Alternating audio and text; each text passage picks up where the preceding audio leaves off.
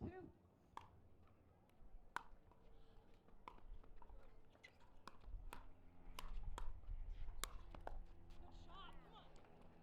Side out.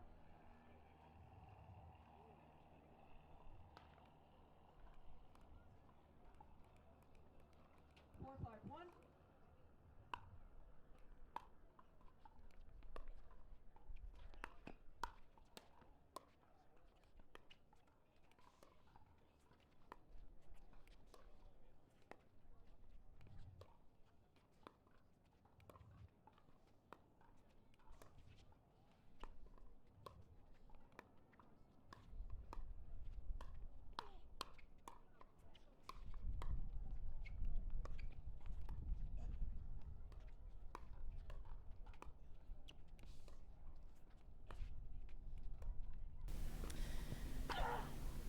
Folks, while Mark Renison gets a quick bite to eat, we'll go ahead and stream this under bracket match. This is Jesse Irvine and Lindsay Newman versus Andrea Coop and Catherine Parento. It's 1-15. Just so you know, we've had a few issues with the kitchen cam.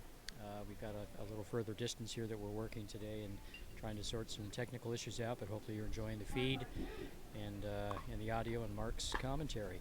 We'll also have a special tee up for the gold medal match. Mark will be running through a path to the podium. We'll be essentially looking at today's full event from start to finish. All right, thank you. Be sure to share this on as well.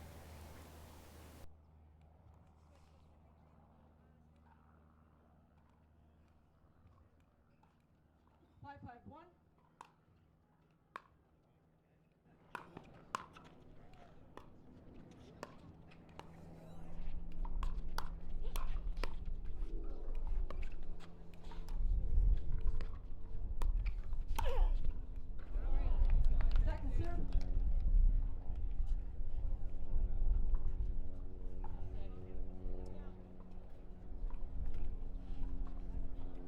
5-5-2. Point.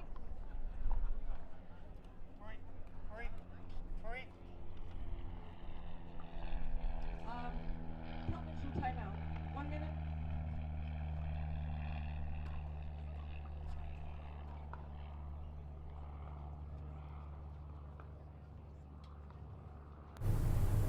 I got your new paddle. It's pretty awesome. Yeah. Could you sign it? Yeah, I signed all those. That's not your signature. That is indeed my signature. But I did not see you sign it myself, personally. Okay. Maybe just a...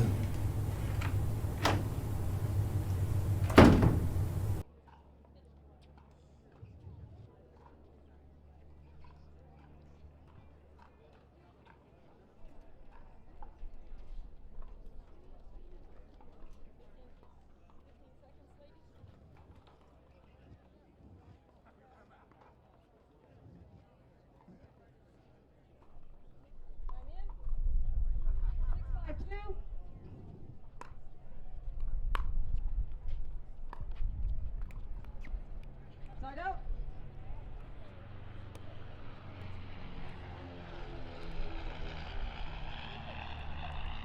5-6-1.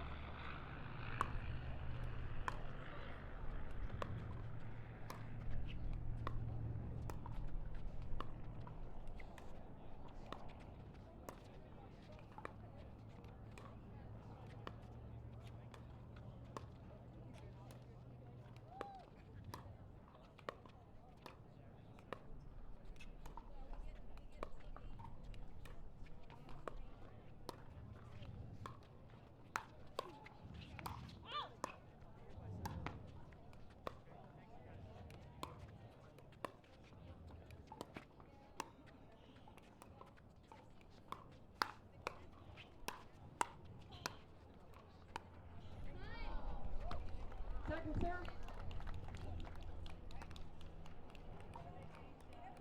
5-6-2. Oh, I'm sorry.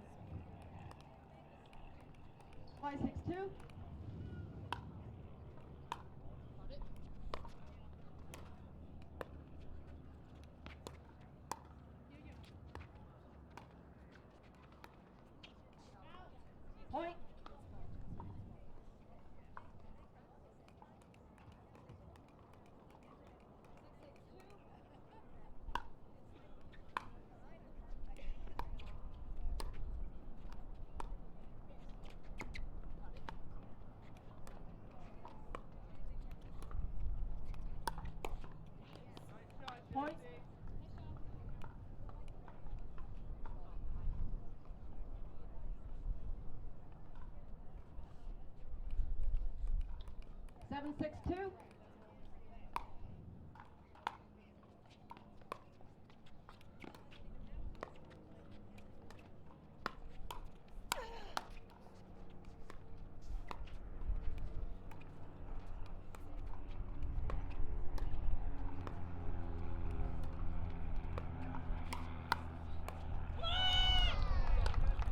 Point and end change, please, ladies.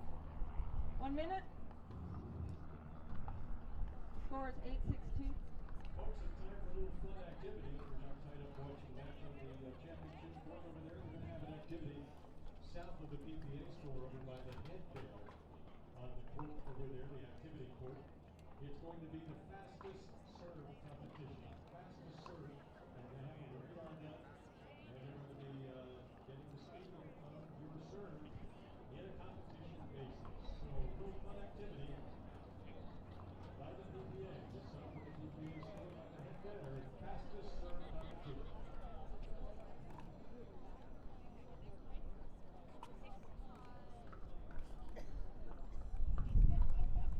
All players ready?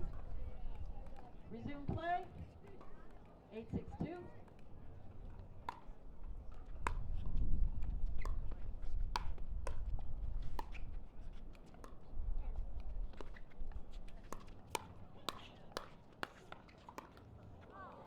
Point.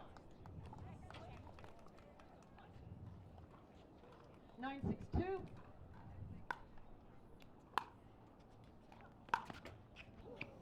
Side out.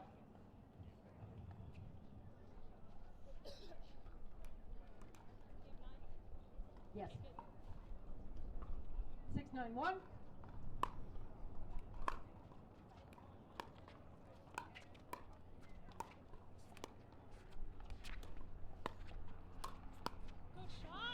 Second serve.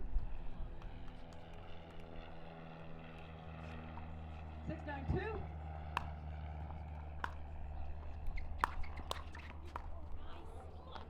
Side out.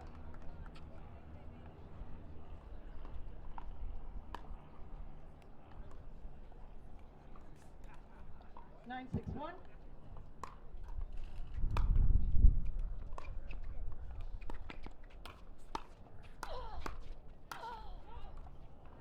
Second serve.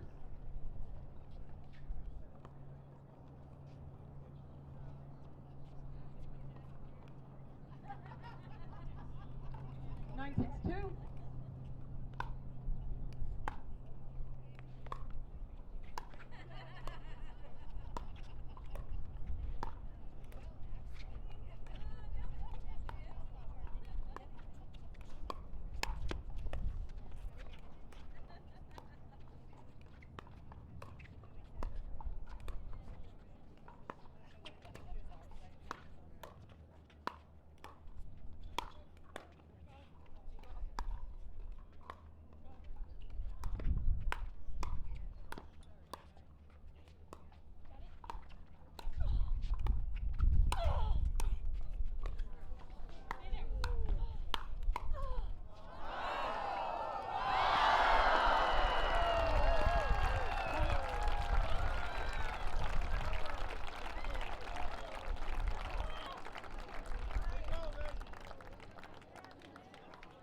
What? No. Server 2 over here. Yes, you are, Jesse. Yes, you do.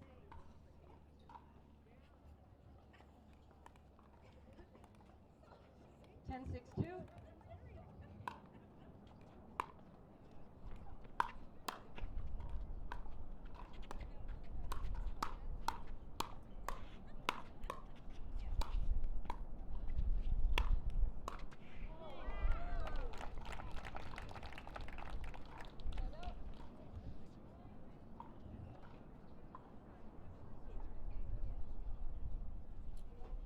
Six, 10-1.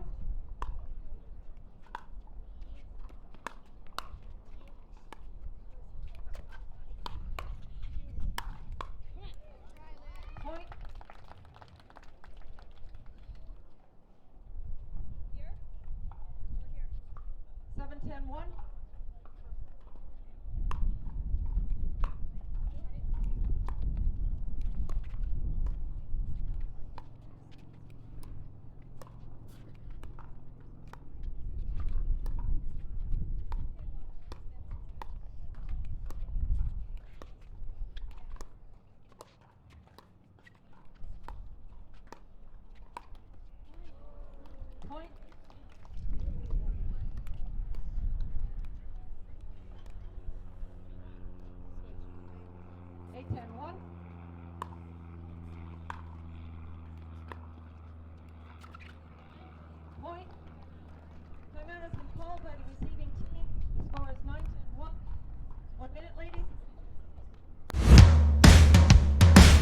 I've tried a lot of other products, plenty of electrolyte mixes. They either contain some sort of sugar in them or something to give you a boost for a little while, but eventually it runs out. Jigsaw products help me stay competitive. They help me stay energized. It's helped me become a better player. Jigsaw helps me recover faster. I think all of you need Jigsaw health in your life. And you know why? It's fun to feel good. It's fun to feel good. It's fun to feel good. It's fun to feel good. It's fun to feel good. Cheers.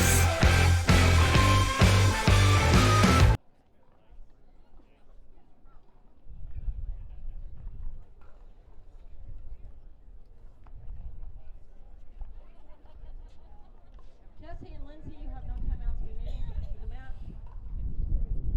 Catherine and Andrea, both of your timeouts for this. All right. Time in. 9-10-1.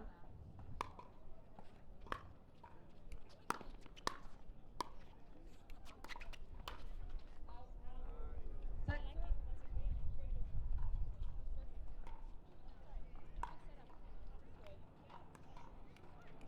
9-10-2.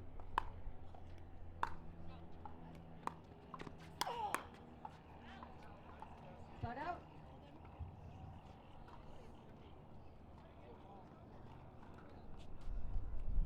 10-9-1.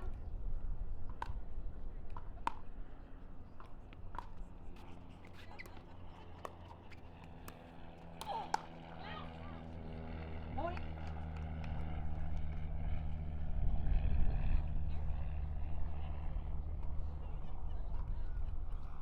11-9-1.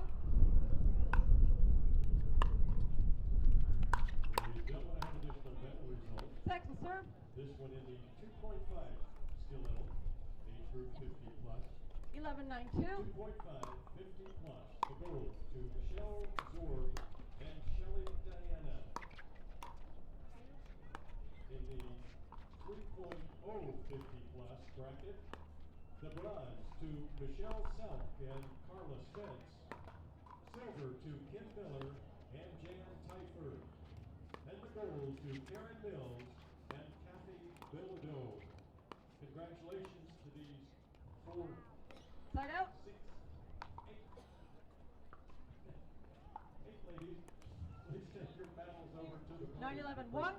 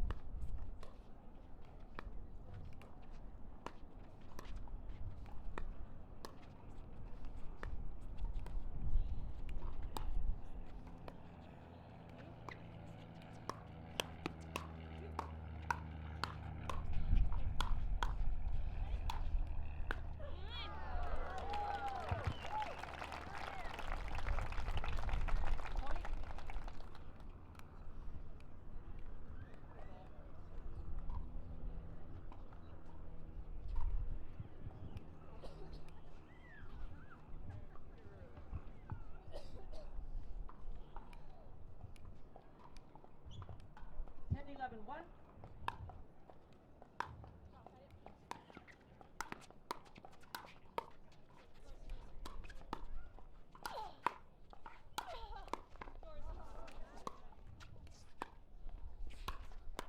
Second serve. Ladies and gentlemen, here's what's coming next on the championship court for your entertainment pleasure. Some of the best pickleball in the world right here at the Mesa Tennis Center, courtesy of the Pro 10-11-2. Pickleball Association. Coming up next, women's pro doubles, Lee Waters, Anna Lee Waters, facing off against Lisa Kovalova Start out. and Simone Jardine. Following that match, we have a gold medal match in 11-10-1. senior pro. The winning team coming into that match is Chris Anderson and Lisa Namu, who are going to face off for the gold against Patty McGregor Second and serve. Jennifer Dawson. Both matches you're going to want to see, so stick around. Championship 11-10-2. court Oh, I'm of sorry. pickleball. I didn't see a hand up, but I stopped. Okay. Recall. 11-10-2.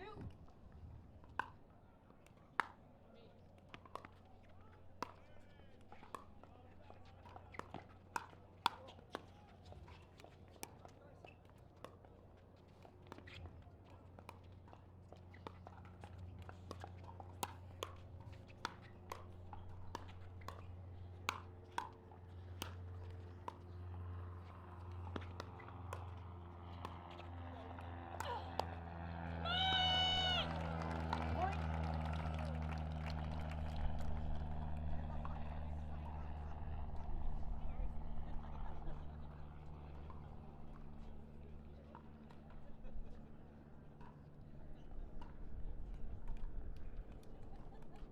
12-10-2.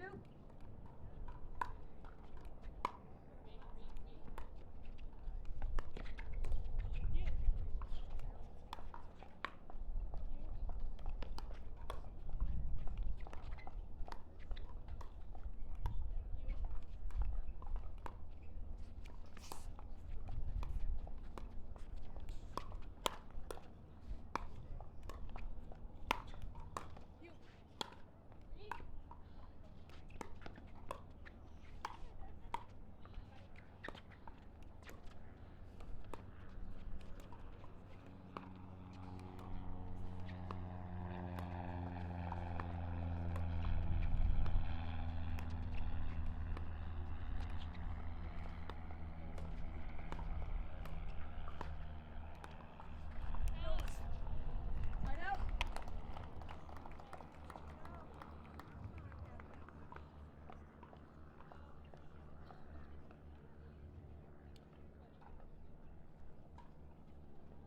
Ten, 12, 1.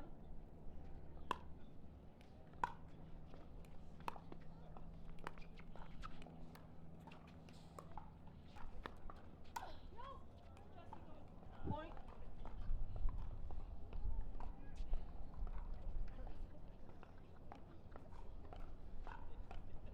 11-12-1.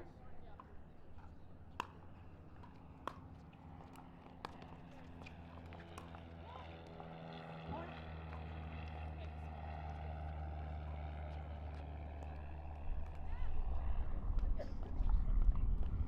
12-12-1.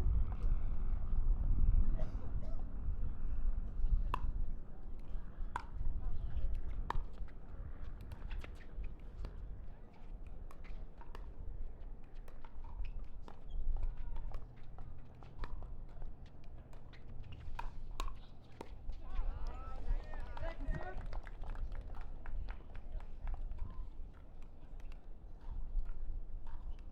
12-12-2.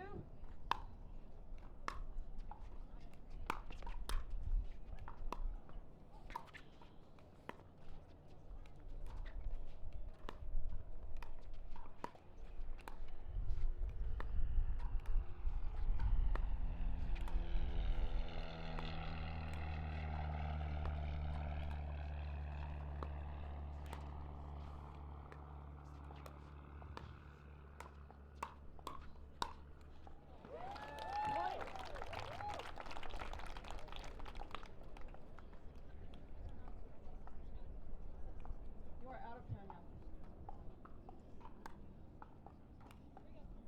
Correct server? Am I the correct server? No. Andrea, you are not. And we have 13? Yes, you do. 13-12-2.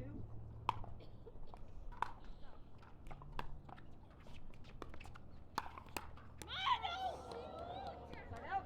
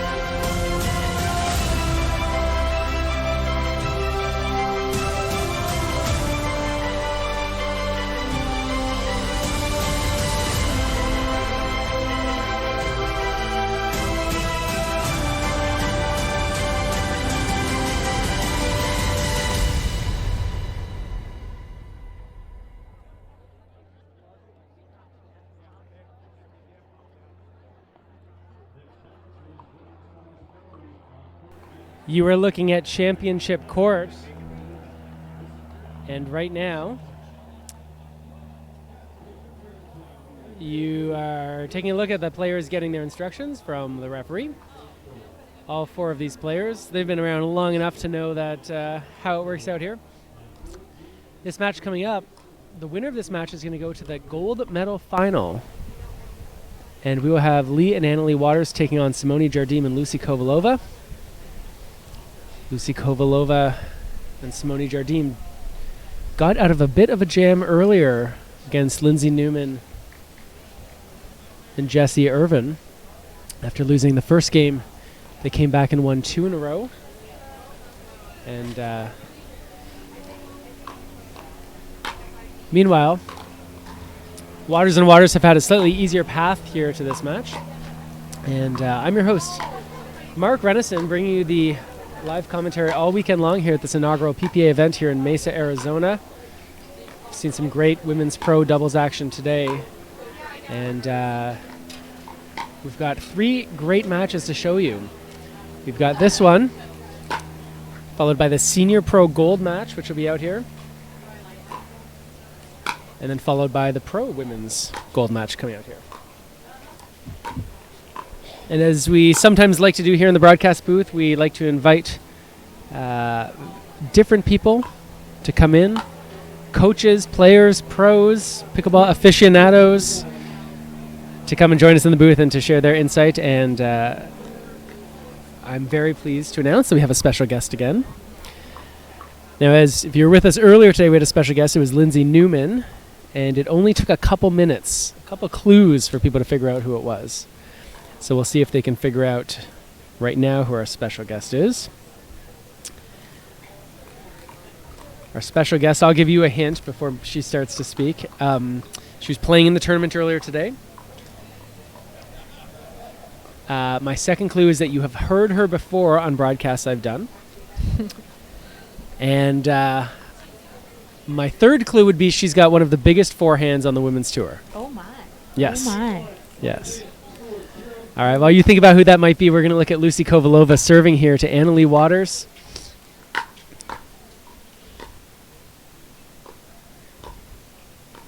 We see early on Kovalova and Waters going after one another.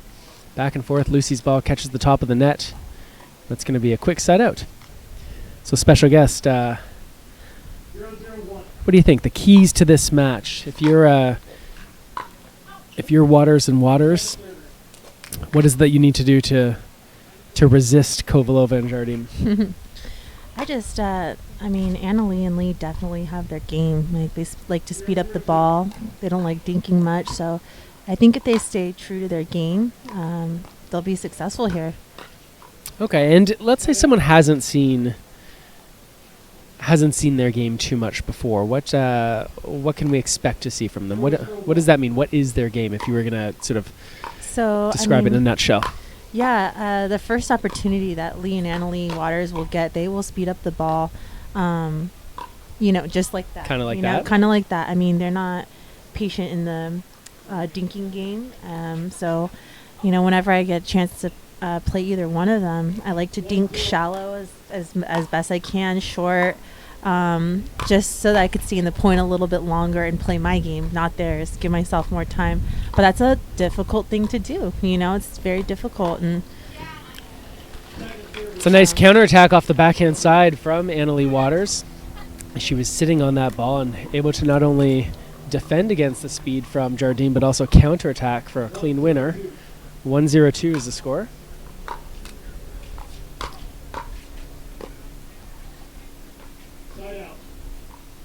yeah, I see these points go so fast, and I'm like, what's going on? Where's the dinking?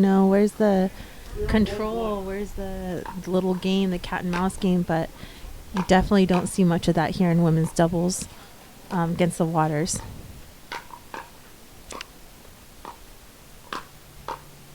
So we are going to award 1 million bonus points to Brandon Hubschman, because he is the one who correctly identified our special guest, Michelle Esquivel.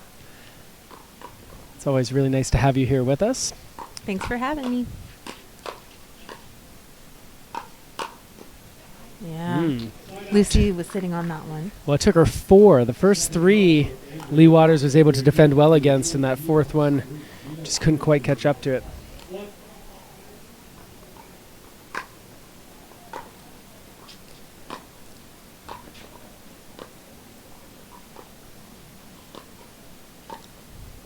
We saw a little bit earlier, Michelle, in this match where Lucy's attacking shots were early on in the match sort of catching the top of the net or going a little bit out, and Simone really started to take control of the middle of the court a little bit more as we watch her poach there. Wow. What a dig by Simone. Yeah, and they really had to work hard to battle back in that game and to win.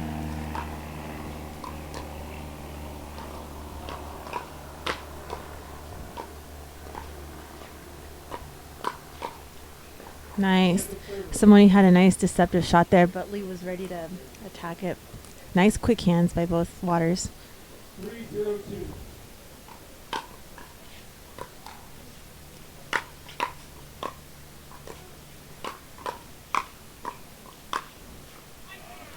Simone moving that ball around a stretch. Lee, that was pretty good.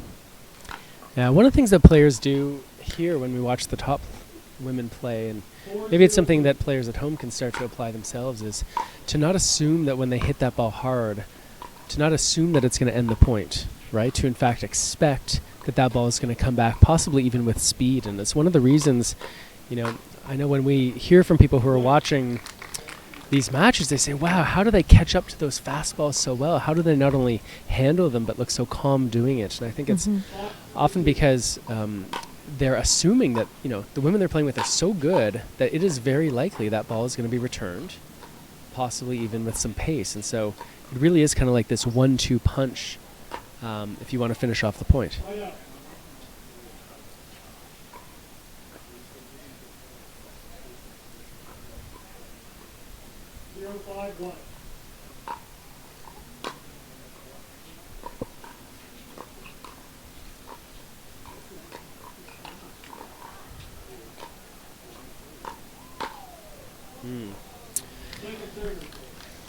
Nice example. Maybe, Michelle, you can talk a little bit about sort of, you were talking before about wanting to use the soft game yourself and when you're up at the net and keeping it short and sort of the decision-making process you might go through when it comes to playing those softer shots, those dinks, sort of the direction you play them, whether you play them down the line at the person ahead of you, whether you play them diagonally or even over the middle. What are the kind of calculations that you or that these players would be making to make those choices?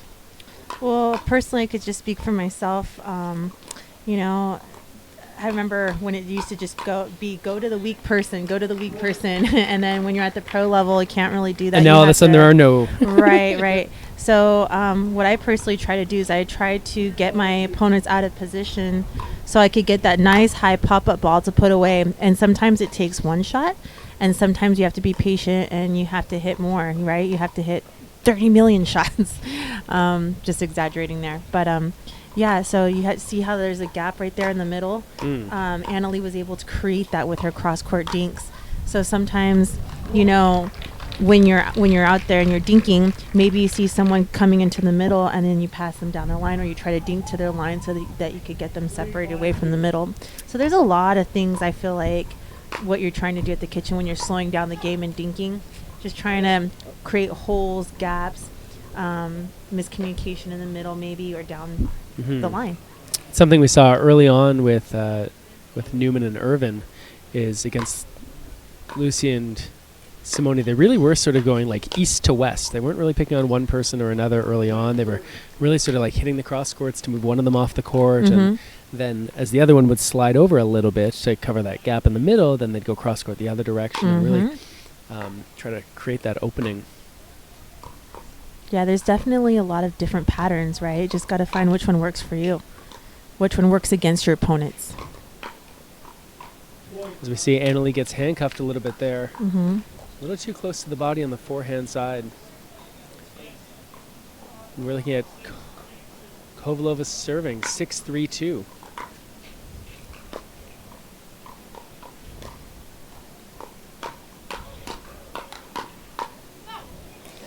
So that ball sails just past the baseline.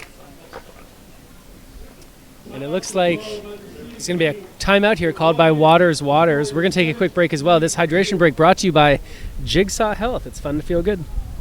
In pickleball, the last thing I want to think about when I'm playing is cramping or if you're able to perform 100%. Last US Open, I was playing singles and I was feeling like my right calf was getting like really stiff. And I was just like, okay, how can I help my body to perform better? When I start taking Jigsaw products, I'm gonna have energy, I'm gonna have good endurance, and I don't have to worry about me being tired or I'm gonna cramp, so I can just play 100%. You only have one body, so you need to take care of it.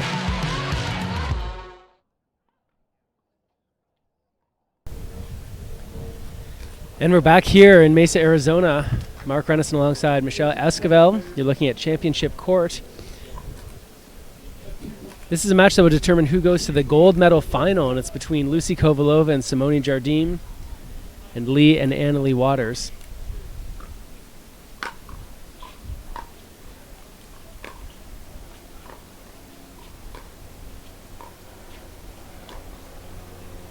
If you like what you're seeing, you like what you're hearing, be sure to hit that share button. That way you can share with your friends. Every once in a while, we do need to go and do sort of refresh the stream. So if you're watching right now and you like it, please hit that share button so other people can see it too. Don't hog us all to yourselves. Ooh.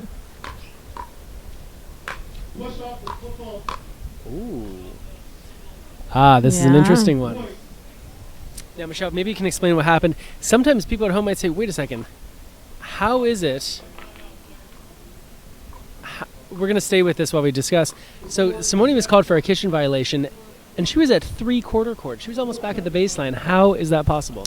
So when you push off of that kitchen line with any foot and you hit that ball out of the air, that's a kitchen violation. So even though you didn't hit the ball inside of the kitchen, it's a violation when you start in the kitchen and make contact out of the air. Interesting, huh? Right. So what'll sometimes happen, and this is a call, referee here got it, but yeah, sometimes referees don't see it, is because very often players are up near the non-volley zone and they get lobbed. What they'll do is that they'll actually take a step forward into the kitchen in order to push off and take a crossover back. And as they push off with that foot that's in the kitchen, they'll then take off of their other foot, and they'll be in the air. And so when they hit that overhead smash, the foot that initially stepped into the kitchen never actually gets reestablished, never actually touches down outside of the non-volley zone, which it must. And so that's why sometimes it looks strange. I saw Dave Weinbach once got called for one at the baseline because he pushed off and he jumped up, and by the time he landed, he was back near the baseline. And that's what it was. It's that initial forward step that can get players in trouble. Just want to point out, I've seen Simone come in through that middle a lot and sneak over to Lucy's side to take that poach, that low poach, but it's very effective. I saw her utilizing against Lindsay and Jessie, and I think it's working a little bit here in this match as well.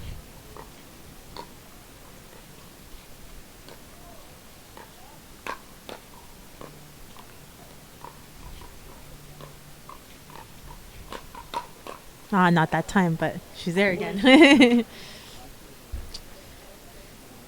So maybe, Michelle, one of the things we've talked about earlier today was how good players are at, they're in a rally or they're in a reflex volley exchange, and then all of a sudden the ball clips off the top of the net, barely dribbling over. Mm-hmm. And there's an example right there. Right. And more often than not, it seems like the players not only get it back, but get it back, in sort of a neutralizing way that can't be attacked. Yes. So what is it in your view that sort of allows these players to be so good at that? Because, you do a lot of coaching, I'm sure you've seen where, it's that exact same situation, and, somehow the ball just bounces twice in front of the person at the net. They don't even take a step for it. So what is it that the pros are doing so well in those difficult situations? It's a little sneaky little step called a split step, and it allows you to stay on your toes. So nice, beautiful playing. But yeah, it's a little split step, so it allows you to stay on your toes, and it allows you to also push off in any type of direction, forward, back, side to side, diagonal. And I think just because you're on your toes, you're able to move to the direction of where the ball's going. But not only that, there's control after they move. So they're not in a panicky, out of control shot. What they do is they get to the ball and then they're able to control like they've been doing it for millions of years. So, yeah, it takes a lot of drilling and a lot of repetitive motion. I think part of it is also sort of not assuming that it's going to hit the net and just stay on the opponent's side, right? Absolutely. Assume that it's going to come over. Absolutely. You're always assuming that it's coming over. We've got 5-8-1. Lee Waters serving to Lucia Kovalova. There we go. There's that poach off of the third shot drive. Lucy was trying to get out of the way, clipped just off the side of her paddle.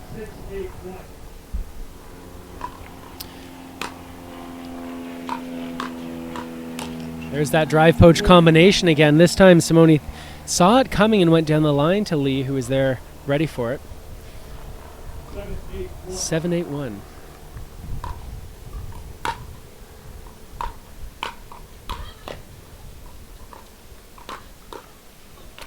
Yeah. Rob Noonan was asking what the format for this tournament was. This was a double elimination, so if you lose in the main draw, you go down into the loser's bracket, and then you can win your way out of it. The path to the finals is a little bit harder when that happens, but it is doable. So both of these teams right now are undefeated, and the loser will go down into the loser's bracket, and they will play the winner of a match that's, I believe, on the court now.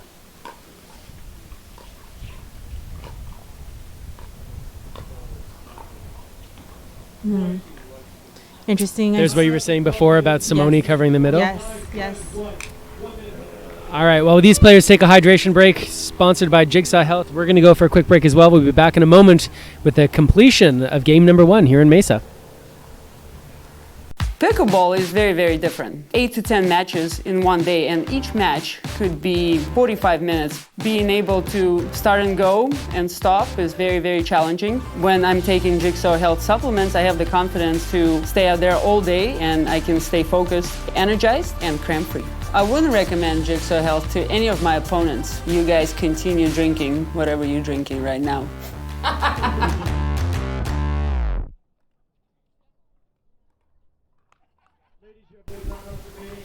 All right, and we're back. Mark Renison, Michelle Esquivel live here at the first PPA event of the year here in Mesa, Arizona.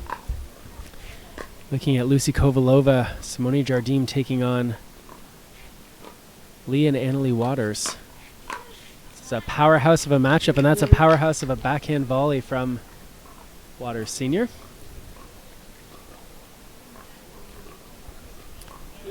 Scores 9-7-2 with Simone serving. It's a tough serve out wide. He's got to work hard for it. And again, we saw that attempted drive poach combination. 10-7-2. We've got game point here. Jardim Kovalova. Wow. Great drive by Simone. All right, and with that, game number 1, 11-7 goes to Kovalova and Jardim while the players take a quick break. We're going to take a quick break as well. We'll be back in a moment with game number 2 coming up. Stay close.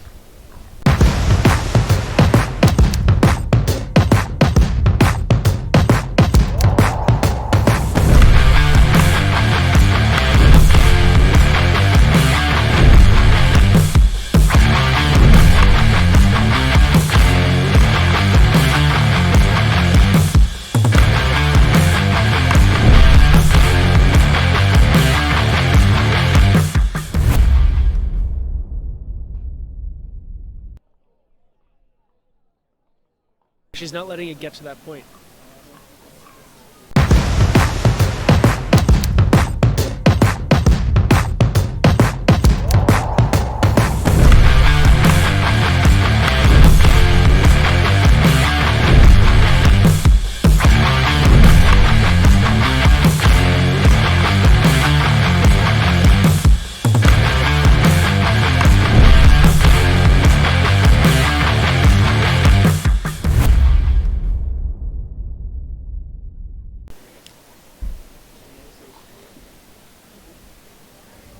Welcome back to Championship Court.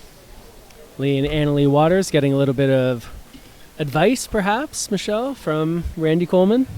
Yeah, he's actually been coaching them all day, giving them some good tips. So let's see if they could come out with a new strategy or maybe something that Simone and Lucy haven't seen today.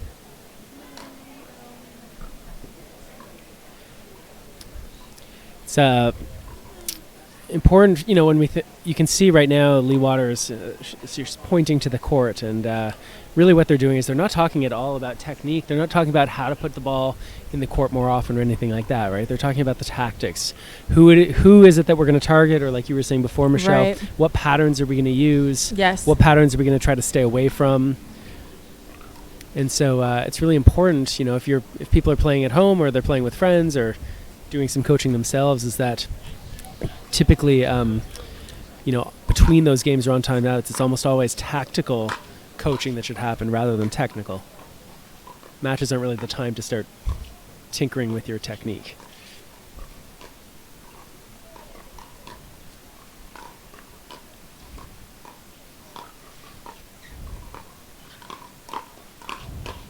Simone taking that attack way below the net, right into Annalie, and just, that's such a good shot.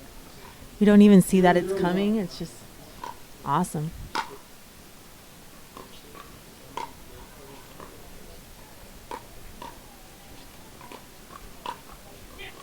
And there we go. And you see Lucy, she's happy about that one. She puts up her hand, just like a little acknowledgement when you hit someone with the ball. It's part of the game. It's not personal. But you want to make sure that, there's no hard feelings after that happens. 1-0-1, Lucy Kovalova serving.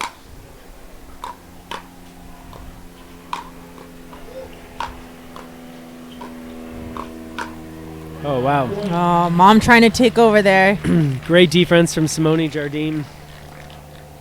She knows that she's going to have to make Waters and Waters earn every single point out there. 2-0-1. Second serve.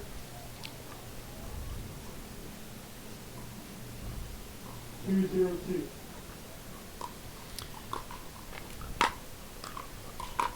So, especially after that return to serve, so Michelle, I want to ask you a question that I've been asking some of the pros we've had in here today. So I've got a theory. Okay. And I want to know what you think of this theory. Okay. So, you know how we often talk about the return of serve should be deep, because that way if your opponents are far away, they can't really do that much damage. Are you going to tell me right? you should keep it low? My theory, Michelle, is that increasingly, because, the standard way of thinking about it, that ball would have gone out. The standard way of thinking about it is you return deep, because that way if the opponents slam it at you, like I would rather be 35 feet away from you your forehand drive rather than 25 feet away. Mm-hmm. And the further back you are, the easier I'm going to be able to handle those tough balls. The more likely you can't do damage. Now, my theory is that players are starting to realize, especially as the players come in, they're like getting stronger and bigger and the equipment's changing, that even if it's a deep return, if it's high, those players with these monster forehands and backhands can still cause trouble. But if it's low, and whether it's a low ball to the baseline, a low ball inside the baseline, even a low ball just past the kitchen, it's low, like shin height by the time they get it, that too will be a neutralizing shot, because the players have to hit up. They're so close to the net that if they hit up and hard, it's going to go out. So my theory is that in 2020, the major game changer is going to be, it's no longer about the depth of the return, but it's much more about the height of the return. Good idea or bad idea? That's what I've been doing for the last year. I've been keeping that ball low. Sounds like Renison, you idiot. That was the plan for 2019. Where have you been for the last year? Oh my god. So what do you think? Just just chip like a little backhand slice. Just chip it low. Don't care how deep it is. Yeah. As long as they've got to significantly. I even have been working. Short. Yeah, exactly. And even on my serve, Mark, I've been actually trying to keep the ball low so that the ball doesn't come up into the strike zone. It's just easier to hit the ball in your strike zone. which is right at Yeah. waist level. So why not try to keep it down below the knees, and have someone get under that ball, have to pick it up. You're absolutely right. I think it's a great theory. I think I'm And gonna they still can drive it, but they can't drive it as fast. Exactly. And keep it in, right? So if they're hitting like a 60% drive, you can handle that. Or Right. they play a drop, which is no big deal anyway, right? It's like Right. a slow-moving ball right at you that they have to hit perfectly. So that's my theory. Lindsay, by the way, Lindsay Newman. Yeah. She looked at me like I was crazy. Really? Yeah. Oh man, I think you're Okay. you're All right we'll on see. it We'll actually. see. I'm yeah. taking a poll over the course of this weekend. And you know what? It's that, and it's also mixing it up too, and being unpredictable, right? So like throw in that serve and throw in other serves as well, so that it just doesn't become predictable. Nice way to move the Waters in a ball. bit of trouble here, trying to reestablish himself near the kitchen. They do. I love that point. It was just so much movement, so much ball control. What a great example of how players need to be multi-dimensional players here, right? It's not enough to be able to hit hard. Right. You have to be able to defend. You have to be able to reset. You've Yes. got to be able to get yourselves out of trouble.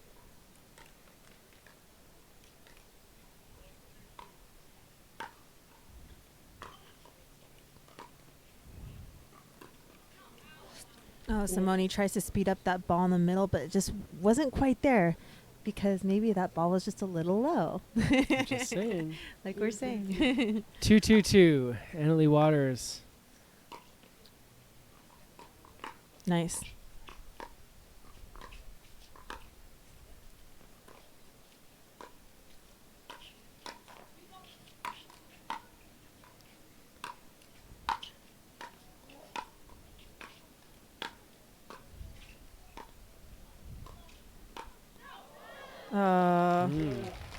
So you got to think right now, Michelle, that's a little bit tougher being on the Kovalova Jardim side, right? The sun's getting lower. Right. It's about 4 o'clock local time here, and you can see pretty severe shadows coming across the court. And Lucy and Simone are definitely the ones looking into the sun right now. Oh.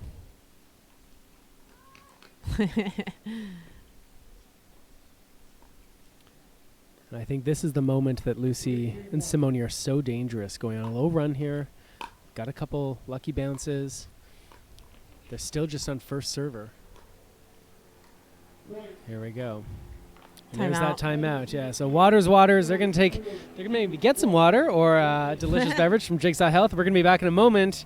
More from Mesa PPA, first tournament of the year. It's no secret, I lose so many electrolytes when I play. Eventually, I either start cramping or I run out of gas. Electrolyte Supreme gives me enough energy and hydration. They prevent cramps, and what's really important to me, they help me to recover quicker. I know I can push myself a little bit more and not have to worry about cramps. I feel better, I feel good, and it's fun to feel good. We're feeling great, we're energized, and we're ready to have a great day, right, Lucy? And it's fun to feel good.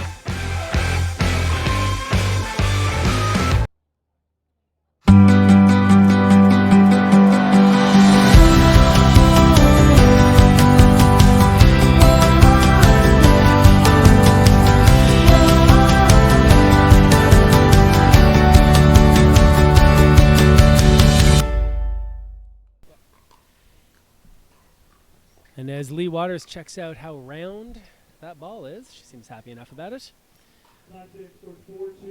4-2-1 is the score. Kovalova serving, and she and Jardim have put together a few points in a row here. Got to think Waters are pretty happy with Simone missing that third shot there.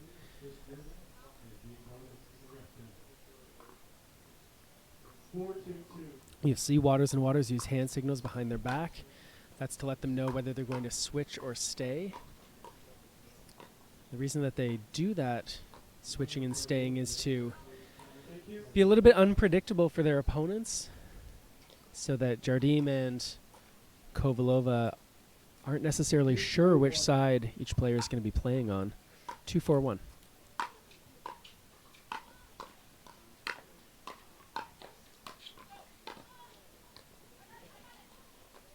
Nice.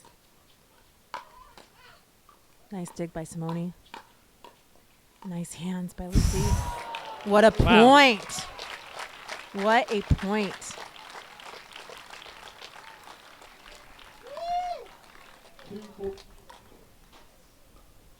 Could hear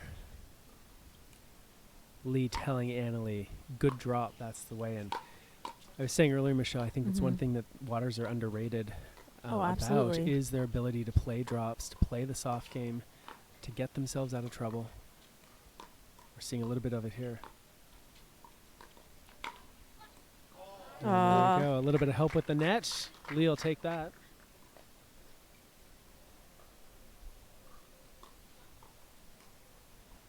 Three, four, two.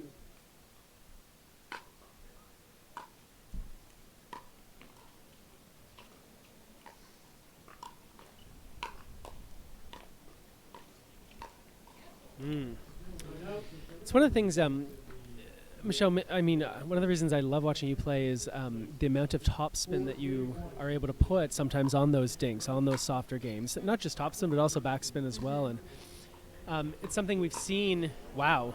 Whoa. Okay, mom overrules daughter there on that around the post. Good sportsmanship. So as I was saying, we're seeing players now use more and more spin, whether it's topspin or backspin, sometimes even side spin.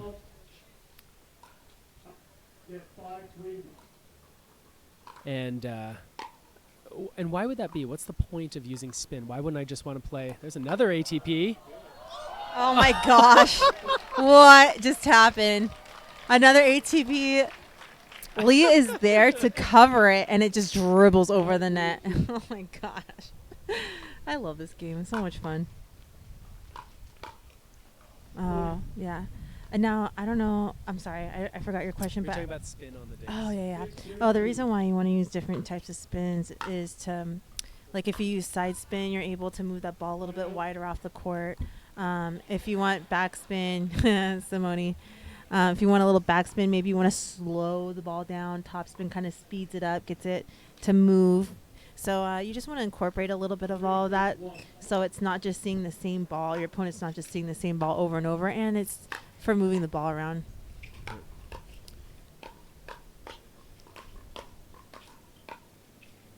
Oh, man. See, Chad Edwards has joined the feed, watching his wife, Simone. They're up a game in 6-3 here. In game number 2, the winner of this goes to the gold medal match, to be played not too long after this one's over.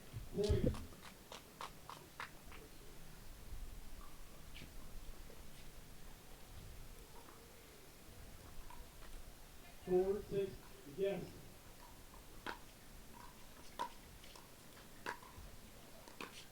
A little bit risky going with that down the line drop. Not a lot of room to work with when you hit straight ahead. Incorporating the lobs. Nice.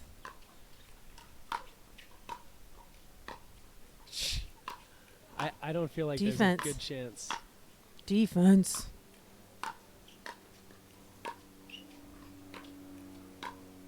There you go. Nice. Oh. Great point.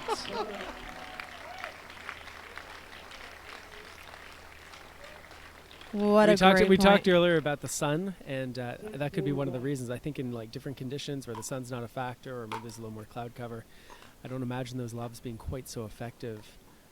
Looked like Simone and Lucy had to sort of hit them not quite at full speed to make sure that they hit the ball cleanly. All right, at 7:41, there's going to be a quick timeout. We're going to be back in a moment while the players have this hydration break brought to you by Jigsaw Health. Pickleball is very, very different. 8 to 10 matches in one day, and each match could be 45 minutes. Being able to start and go and stop is very, very challenging. When I'm taking Jigsaw Health supplements, I have the confidence to stay out there all day, and I can stay focused, energized, and cramp-free. I wouldn't recommend Jigsaw Health to any of my opponents. You guys continue drinking whatever you're drinking right now.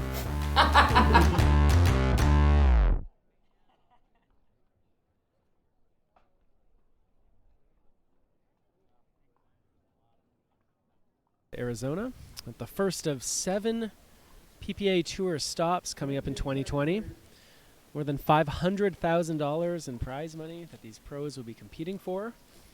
And today we're watching women's pro doubles.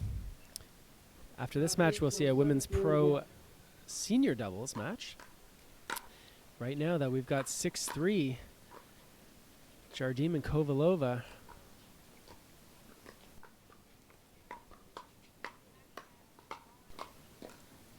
And there we go. Lee Waters gets a little bit handcuffed. Just off the inside of the paddle. 8-4-1. 8-4-1. It's kind of crazy when you're watching the interactions in between points. You don't have so much time that you try to sneak in a quick, hint to your partner. Mm-hmm. I see that a lot between the Waters. It's really nice that they could communicate. Simone with a good top spin drop. Look how far back Annalie is.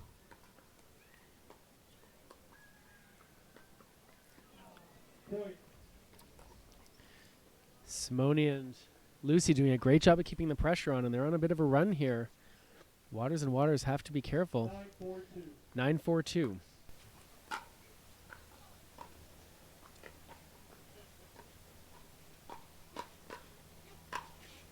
we go. With authority.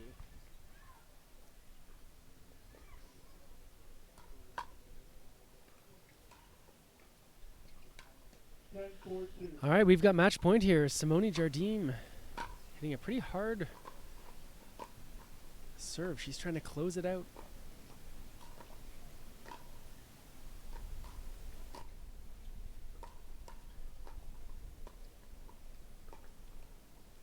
And with that, that is the match. Jardim and Kovalova take down Waters and Waters in 2 straight games.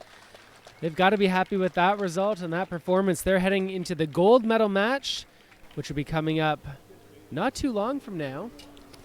Meanwhile, we have a gold medal match coming up here next on Championship Court. It's going to be the senior pro women's doubles match. You're going to want to stick around for this. Stay tuned. More here live in Mesa at the PPA tournament. Nice.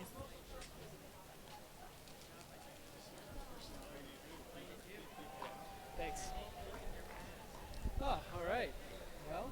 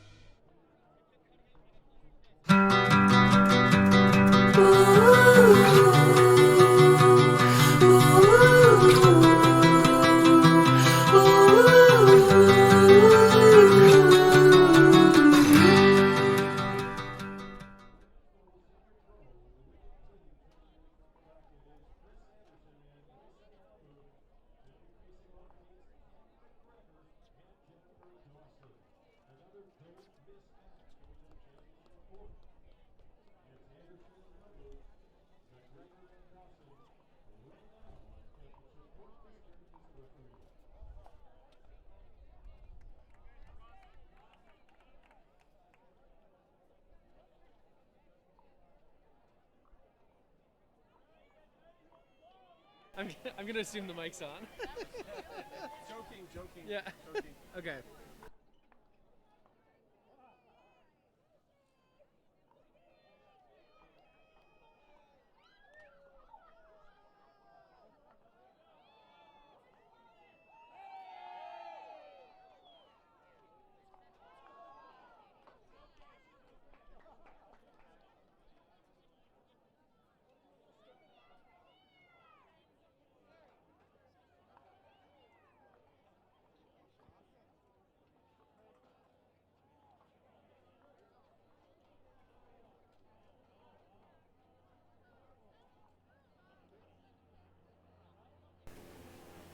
Well, it's not a small venue, but it's not Indian Wells, you know? Yeah, like they're using the space they have. Right. So it's like going to a concert at a small venue. I'm so glad they didn't use all the space at Indian Wells this year because it didn't feel so spread out, which was good because it was impossible to go to the bathroom and then get to your court on time.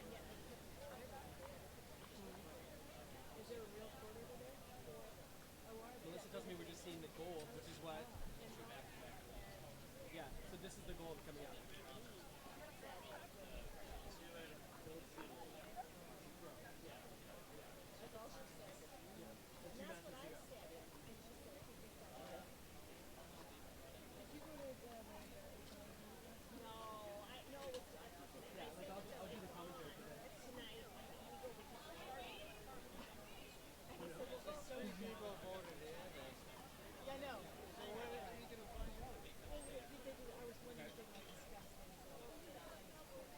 I don't. Yeah. Sorry. Oh, thank you. Thank you. You know what, ma'am? Hello. Okay. You know what?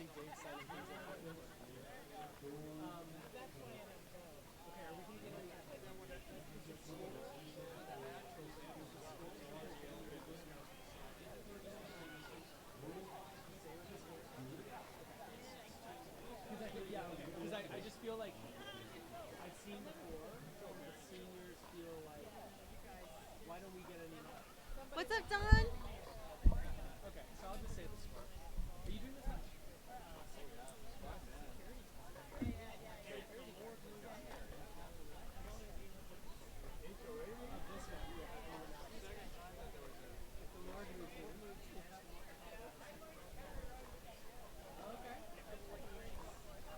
We did have a couple people notice that there was so there's no line judges for this one? Are you? There are 2 reps?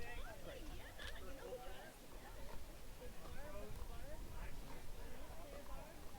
Yeah. I agree. Yeah. Who was the name of this guy, Don? Who was the name of this? Yeah. He was good. He called up. Yeah. I've been caught on that before, Don. Do you want to stay and do any of this or come back for the next one? What's that? Do you want to stay and do any of this or come back for the... Sure, I'll come. I don't mind. Whatever you need me for. I'm pretty easy. I'm not doing much right now. I love it. I love talking pickleball. It's so much fun. What do the people say? Do they enjoy it? Yeah. So far good. I mean, we can't always tell ourselves, but the quality of the stream is great. Oh, look at this. Beautiful. Yeah. Look at that. It's beautiful. Yeah. So it looks definitely. Like, I don't screw up too much. At one point, one woman was like, "How do you guys start talking about the match?" And I was like, "Yo, lady, the whole reason we're talking about the tactics, like whether it's the return of serve thing or whatever, it's because of what's happening. Because of what's going on. Exactly. But she can't.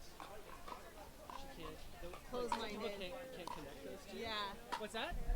No, I don't. No interview? For the next one. We've already got you once, and I want to get you guys after our goal. We want to like get the. You can interview yourself. We want to interview still. I want to talk about how like are we still going on live?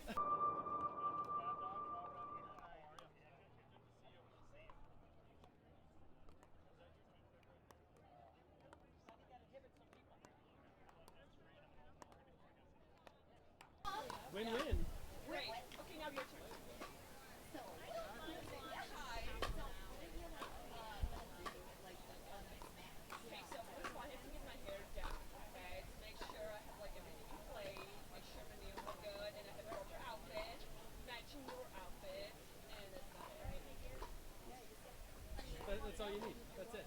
You'll win. All I need, and you're prepared. And I will make sure that you're in a good mood so you serve and to keep those drops high.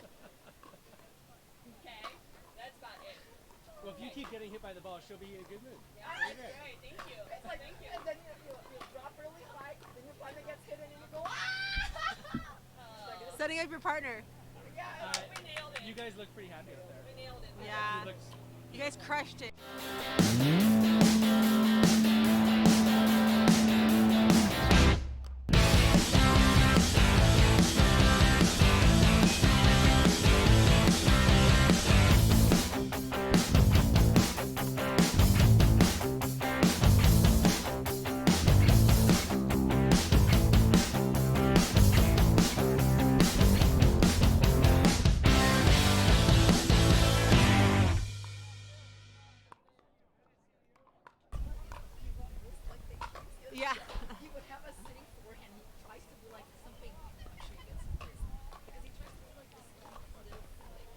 Yeah.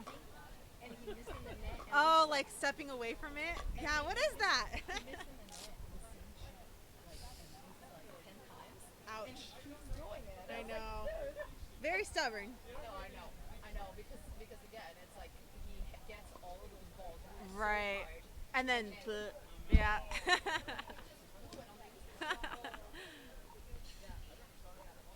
Cool. There we go. I'm going to take a stab. If I have a really long video package, like 5 minutes of gameplay, and can you talk for 5 minutes of stuff? Yeah, Sure. Shorten it. 5 minutes of what? 5 minutes is a lot. Of footage throughout the day of teams working their way up to the goal line. Oh, nice. Like really nice plays, close-ups, super slow-mos. Okay, yeah, let's do it. I like the challenge. I like the challenge. Yeah, script. Yeah, or some like notes. Just like know what you're gonna say, right? And I'm gonna have one for each team. That's awesome. So, Do you know? Do they play for 5th and 6th already? yeah. Do they play for 5th and 6th already? That's something you might want to know. Who took 5th and 6th? I'm focused on my package for the middle match. Because it was. Let's do it. I'm putting 3 packages together. Waters, Lucy and Simone, and then Catherine and. Okay. Nice. I like the challenge. Yeah, let's do it. Catherine and Andrea. Yeah. Yeah. That was my trash. I don't know how it got over there. Probably because Lucy gave me the mic. Dude, what the little divas? Yeah. They're always like that too. It's not just right now. They're always like that. Except on the court, right? Yeah. Then they're all business. Okay, so what's your prediction here? Oh yeah. Lisa and Chris. You think 3. Really? It depends on how Jen's playing. Okay, so you know what? Let's watch this whole return and serve thing. So, let's say return and serve short or deep. And then high and then it'll either be like right H, here. H or L, right? Like No, high or so this one could be high and then low. So yeah. So it's like a short low one or a high low one, short one, you know? Does that make sense? Yeah. So this is only on return or serves? Yeah. This is great. Okay, and then what should we say? We should count what do you think? Below waist height when they make contact? Or is that Below waist height. So that's the height, right? Is below waist and above waist? Or should it be above knee on the return and serve? Or below knee? It's kind of hard. It's tough. If they have to bend their knees. Why don't we say knee high or below? Okay. I think that's great. Okay, are you ready?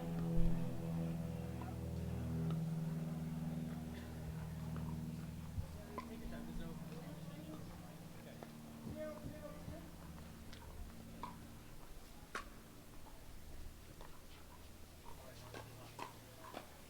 All right, you just looked at the first point of this women's senior pro doubles match. This is the gold medal match here. In the green, serving right now, we have Chris Anderson. Her partner is Lisa Namu. And they're taking on Cami McGregor and Jennifer Dawson.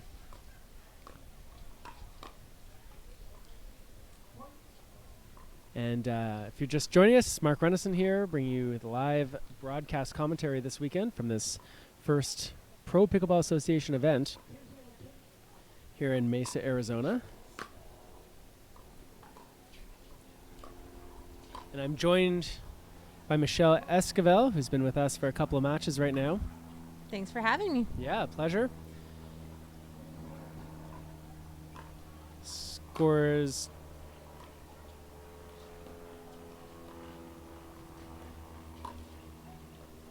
Oh, a little dribbler over the net. Namu apologizes for that lucky shot from her. 4-0-2. Namu Anderson out to a quick lead. One thing you'll notice out there is there are 2 referees wearing yellow shirts. One who is calling the score, generally managing the game, and another, Don Stanley, down on one knee, and his job is to watch the non-volley zone and call any kitchen violations that he might see. And I think that's so cool to have 2 refs out there for those 2 purposes, because then could watch the lines and the other could watch a kitchen. And I think they do a really good job here at the PPA at keeping it simple yet very effective. 1-4-2 is the score. It's a low, short return.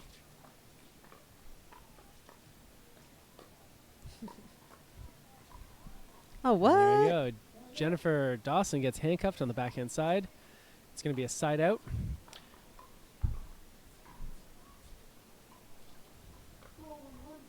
"4-1-1" is the score. An effective one. Another effective low short return.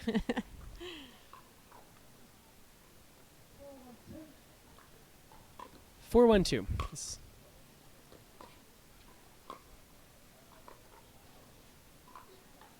Well, it doesn't quite get over the net. Chris Anderson had a little bit of wind going against her. 1-4-1.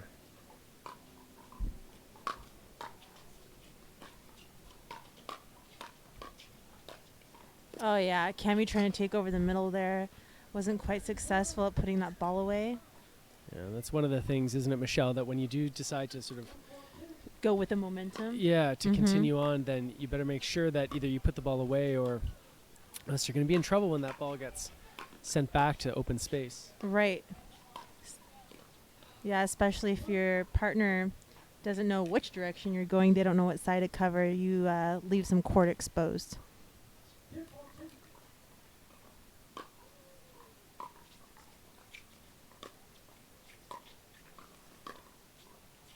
And with that good deep shot by Chris Anderson.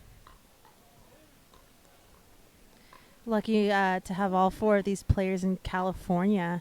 I was lucky to be taught how to play basically by Chris Anderson and Lisa Namu. So, beautiful, beautiful, nice shot, Jennifer Dawson. And then you had Cami and Jen over there in Encinitas. So it's just a great senior pro community with amazing players. Oh.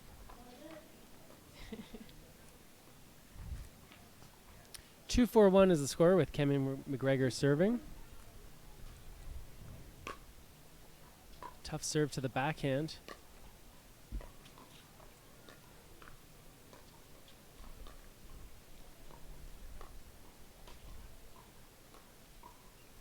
Got a nice cross-court battle here. Wow. Oh, my gosh. Not sure Lisa Namu was doing much there besides just trying to defend herself. Her quick hands. Yeah, ends up hitting a winner. 2-4-2.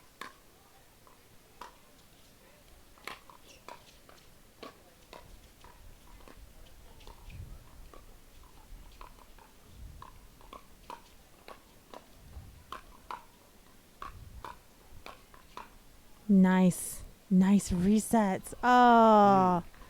Great point we saw it there. We saw that drive poach combination that we have seen all day long. One of the interesting things, Michelle, about Cami McGregor, almost exclusively plays with one hand on the backhand, especially on the volleys.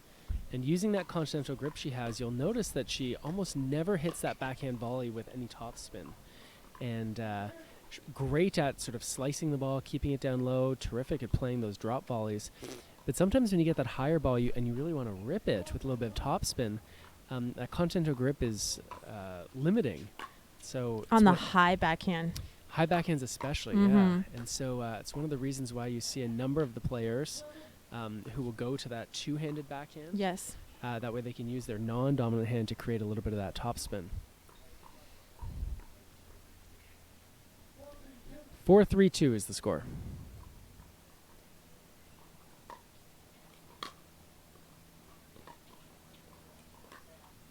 Oh wow! Did you see that? Did you see that, Mark? It was like a like a topspin cross court angle. It was a winner, but it was like a dink. It's amazing. Could we call it a power dink? Yeah. I mean, that's so good, you know? Like, what do you do with that? It had so much angle, and it just happened so quick. There was no time to react to that. Jennifer Dawson's so good at creating speed, just using sort of small body parts, using her hand and wrist when she's up near the net. It's a nice volley from Anderson.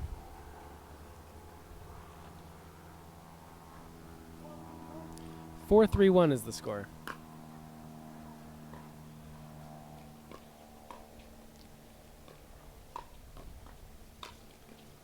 Oh, looked like one of them got the paddle on, and almost seemed like the other one blocked it accidentally as she was trying for that. Playing at a good pace here. 5-3-1.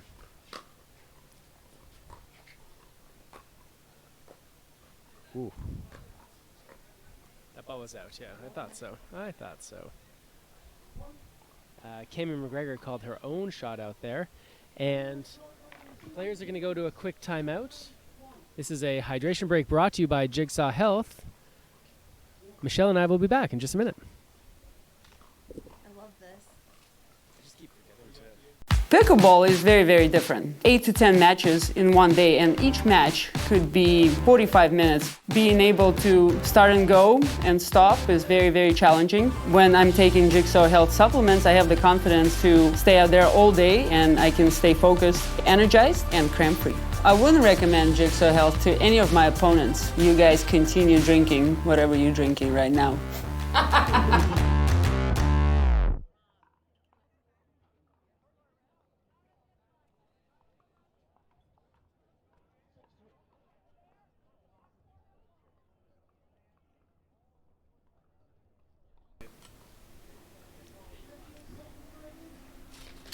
All right, welcome back to the 2020 Mesa, Arizona inaugural Pro Pickleball Association event. You just saw Chris Anderson serve to Jennifer Dawson. Dawson continues to, I think that was a little closer to the line than she wanted, but she is so tough, Michelle, off of those dinks, off of those low balls.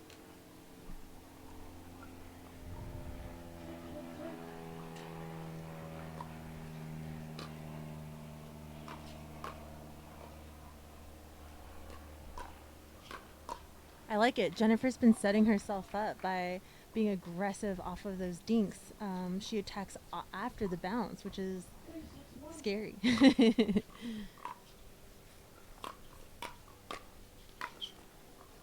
That's a nice put away from Namu.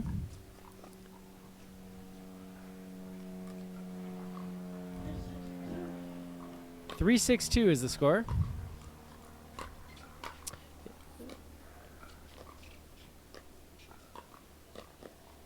Oh, they're both there in the middle. And with that side out, Chris Anderson takes over serving duties.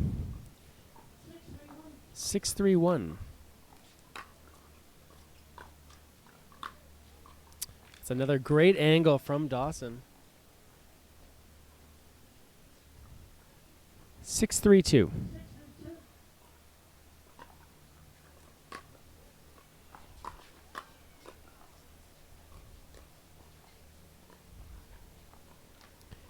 And with that side out, we've got 3-6-1. Allison Farron notices that the score isn't showing the way it has for all matches all day today. That's because right now our amazing video staff is putting together this really cool sort of action pack of the day's events.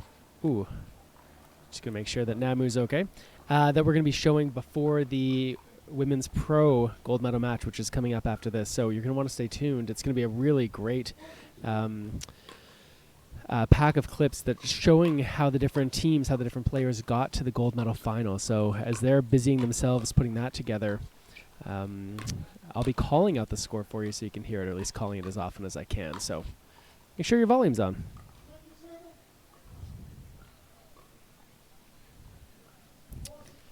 "4-6-2, Cammy McGregor serving. And that is a high and deep return of serve. Cammy McGregor ends up being a bit of a sitting duck there.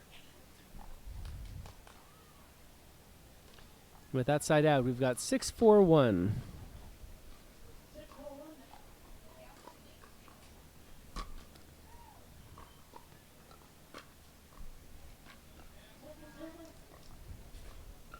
So Dawson McGregor doing a really good job when they're the returning team at sort of capitalizing on opportunities at the net. What they need to do is to try to translate that into scoring some points as well when they do get the side out. Call that a low and short return.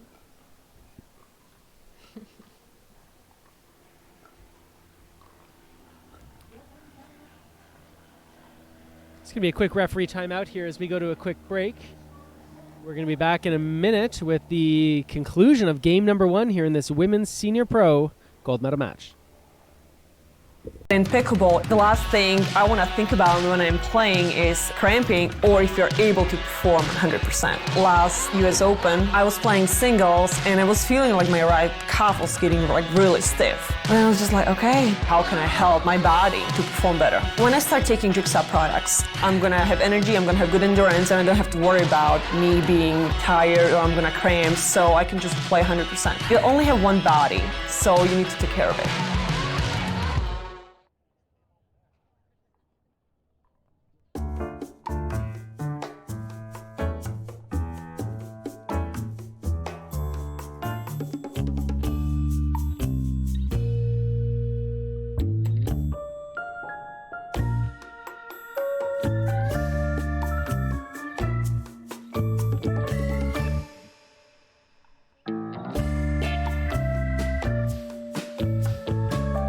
So between Third Shot Sports, the Pickleball Lab, and Pickleball Coaching International, we got you covered.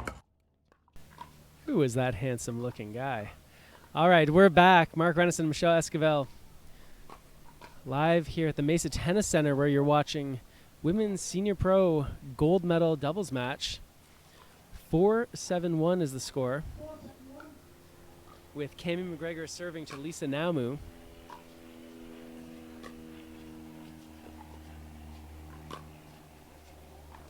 Not much you can do off that. 5-7-1.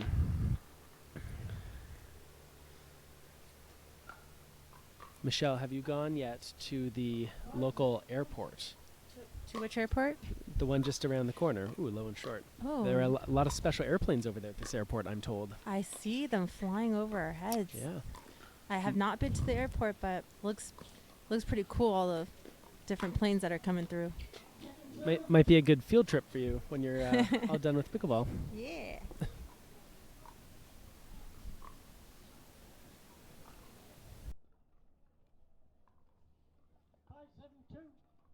Five, 7-2, Jennifer Dawson to Lisa Naumu. Here comes that third shot drive. Cammy McGregor so quick at the net with those volleys.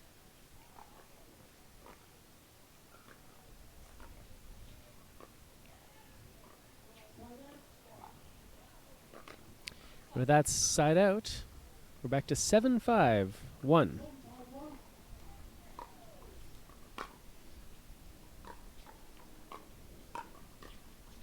Nice reset. Oh, and that ball's a little too low, catching the net. 7-5-2. 8-5-1, pardon me.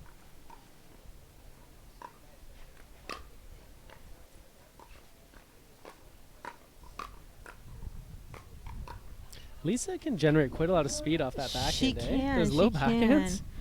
She likes that one-handed backhand. Yeah, really like accelerates well off of it. And it's so like well controlled, you know. Yeah. Like Ooh, a lot of spin off that Dawson volley.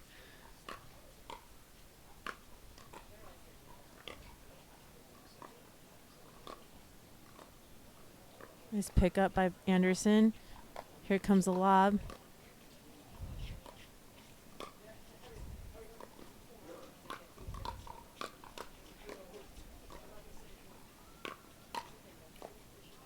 Man, oh, there we go. What a great point there. Yeah, like Naumu and Anderson are like a wall. Like nothing gets by them, and they're able to spread the ball around and move their opponents and just get them out of position. And it's so good. It's good pickleball. It's great.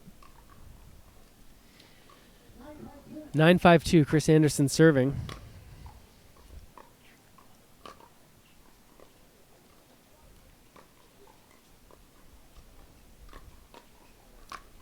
There you go. Little net love.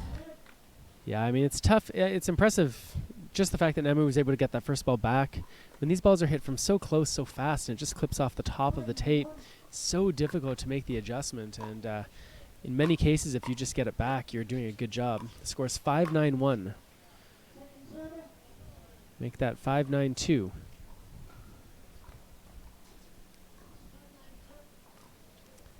Just a reminder, coming up after this match, we're going to be watching the Women's Pro gold medal match. That is okay, great spot by Namu there. Yep. That final match, that gold medal match that we're going to see, we know for sure it's going to feature Simone Jardim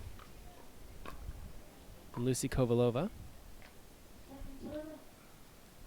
See if we can get that second opponent for you. 9-5-2 is the score.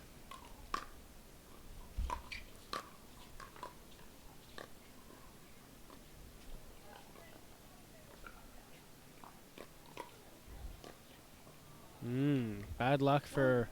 That's an example, I think, where that topspin rolling backhand to get that little bit of lift, that little bit of up and over. Meanwhile, we've got a game point here. Chris Anderson serving 10-5-2.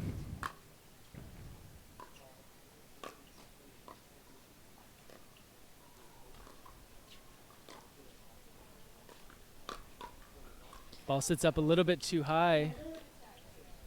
Cammie McGregor goes hard at the ball. Pays off.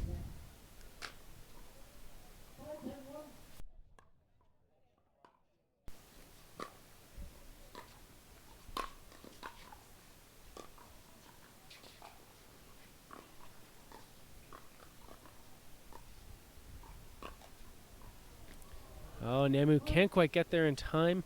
We've seen a number of times where that Dawson backhand is just so devastating. Namu was backing up, getting ready for it, and instead it catches the top of the net. 6-10-1.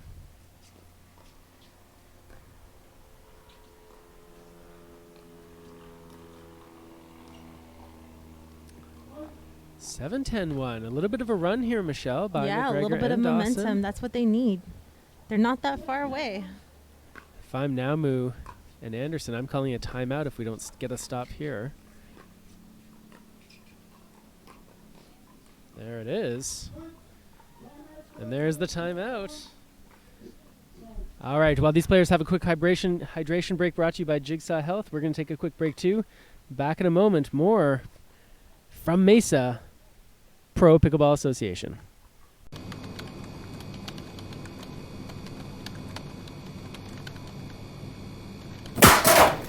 Not today.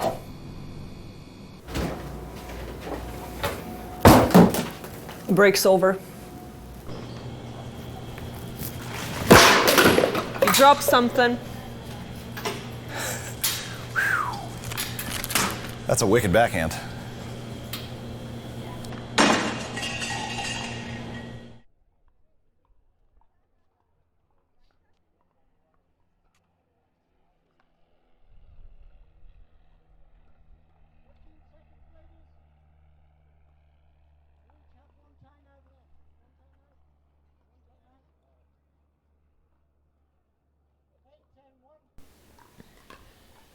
Eight 10-1 is the score. Jennifer Dawson serving to Lisa Namu.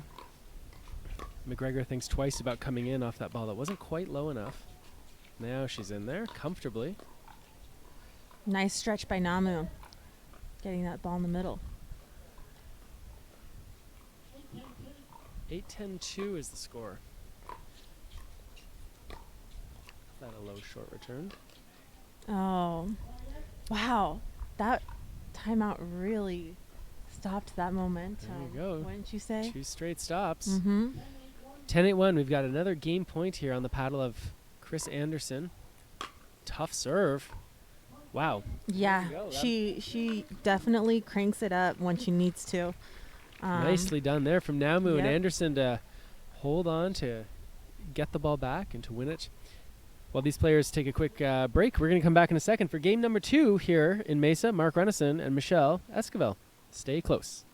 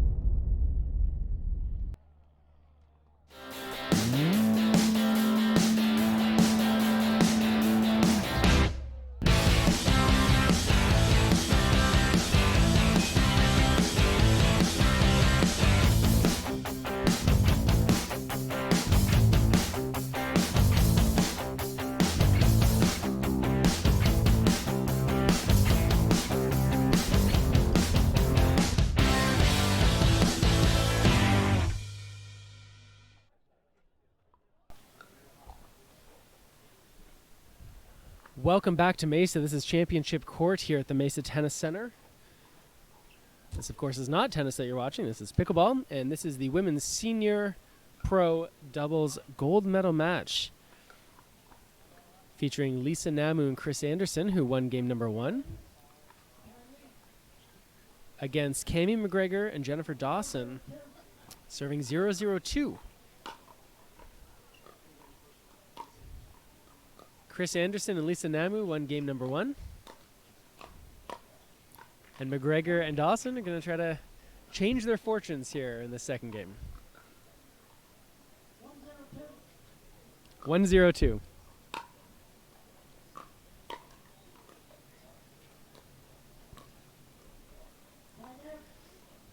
And with that side out. Should mention, thanks to Jordan Dayton for reminding us that Cameron McGregor is the CEO of C&D Pickleball Nets.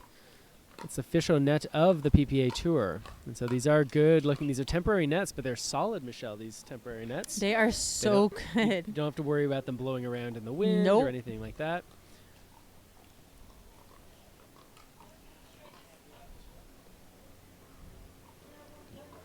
Zero, 1-2 is the score, with a good deep serve from Namu, a short low return.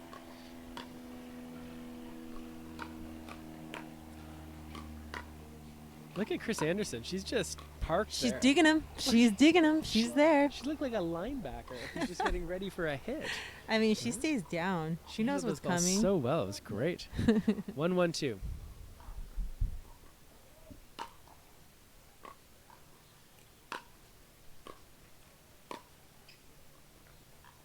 Oh, that ball goes just wide.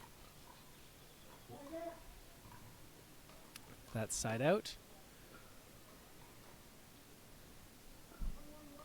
1-1-1 is the score. Just a reminder that coming up after this, after we see that nice counterattack backhand volley from Namu, after this we're going to see the women's gold medal match. Women's pro doubles, Lucy Kovalova, Simone Jardim, against opponents to be announced.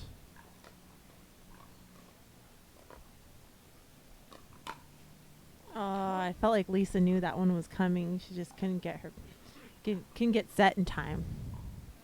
She knew it was coming. Do you know when it's coming and then you just can't get set in time? Yeah, I mean, it's kind of like, sometimes, Michelle, I like to think about comparable sports where maybe, sometimes it's analogous and people can sort of figure out how they're related. I'll tell you about it after this point's over. Nice, nice.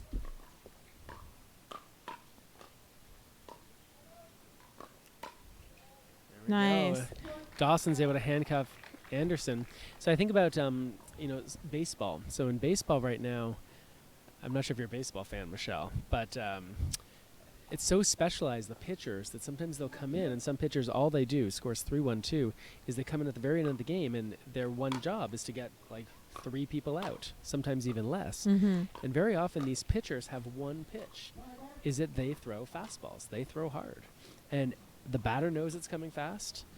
All the people in the stadium know it's coming fast. But the bet that the pitcher is making is that even though everyone knows it's coming fast, is that the batter won't be able to catch up to it, right? That even though they know what's coming, they won't be able to handle the speed.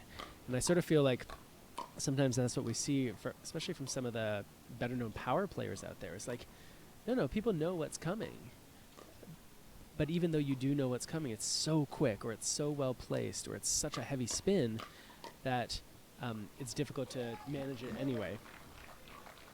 And so we are really seeing, while there's lots of people who have these well-rounded games, you definitely have these people that, you can bet what it is that it's about to come off their paddle. Yes.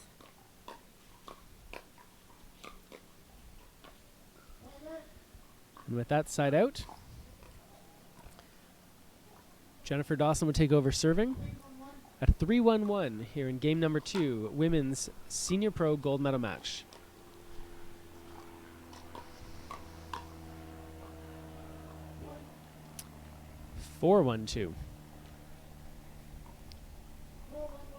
Pardon me, 4-1-1. Dawson really stepped into that backhand. I really like to see Anderson and Namu switch here. There you go, or do something.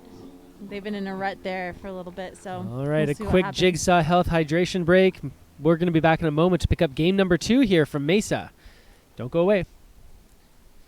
People have this conception that pickleball, that's an old person sport, but I don't think they realize how physically demanding it is with those quick bursts and long, grueling points. The first US Open, I found myself cramping in 2 different events. When you start cramping, it's too late. And when I first started playing, I wasn't ready for that. The biggest difference I feel on the court with Jigsaw products is I'm not cramping at all. It gives you that mental confidence that your body's going to hold up. Jigsaw products will provide a lot of value to you both on and off the court.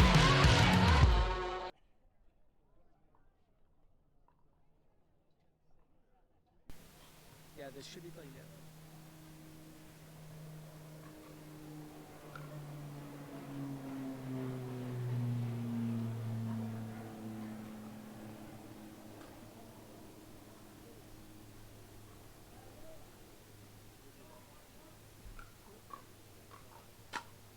(5-1-1) is the score.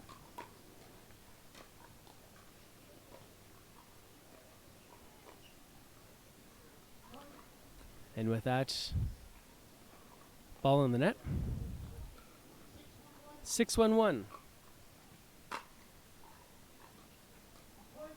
7-1-1. A little run here with that unforced error off the return.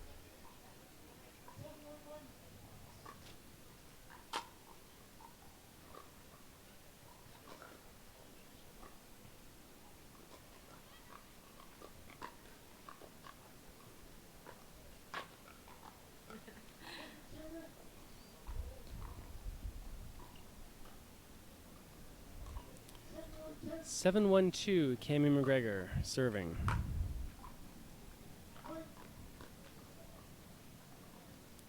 Eight 1-2. I think this is what we could call a run, Michelle. Yep. I mean, these two teams have played each other a lot. I don't think it's any surprise that it would be going 3. Not that it is yet. I mean, it could be a counter run, I suppose. You never know with this game. It's definitely heading in that direction.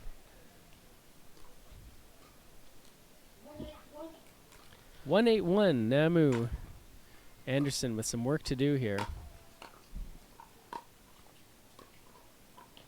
Wow, that's a tough angle. Another crazy angle by Jennifer Dawson. 1-8-2.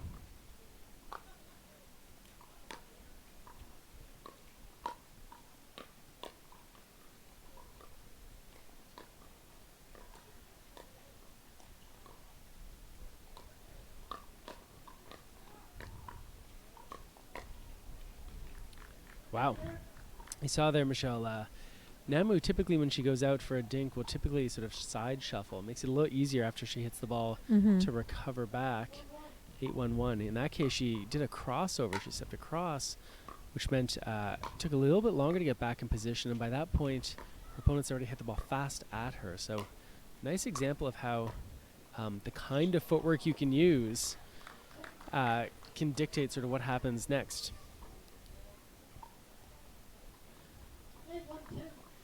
8-1-2.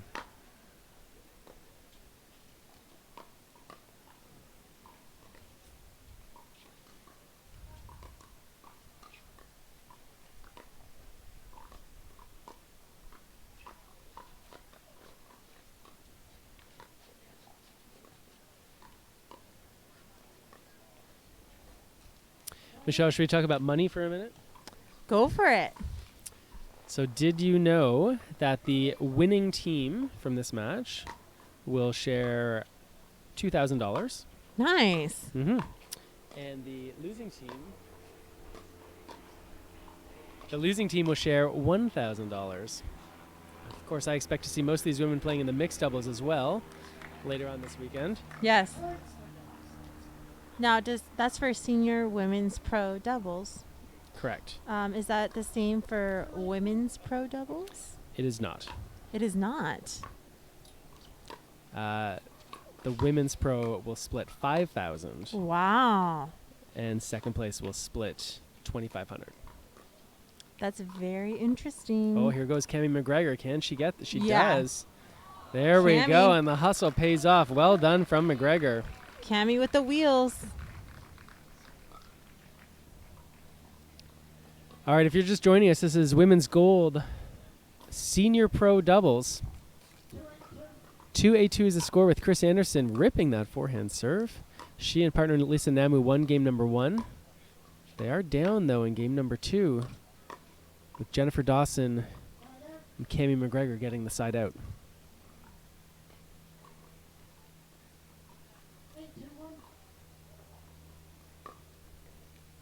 8-2-1 is the score. Cammie McGregor serving. Uh-oh, heads up. Wow.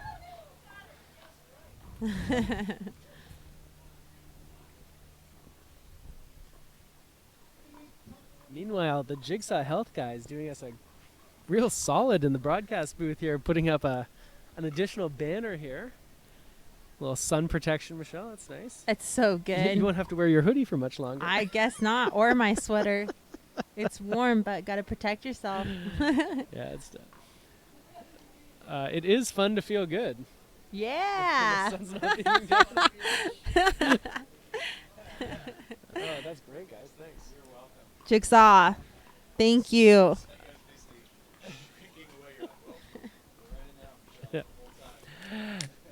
Just a quick reminder of some of the things that you can look forward to over the course of the weekend. If you are going to come down here to the Mesa Tennis Center, and I encourage you to do so, it is free to get in here, free to watch. You can sit on Stadium Court. You can wave at me and Michelle. You can sample a whole bunch of great paddles and equipment and drinks here. And you have a great time. So come on down, Mesa Tennis Center. 9-2-1 is the score. Jennifer Dawson and Cammie McGregor trying to send this to a third and decisive game. 10-2-1.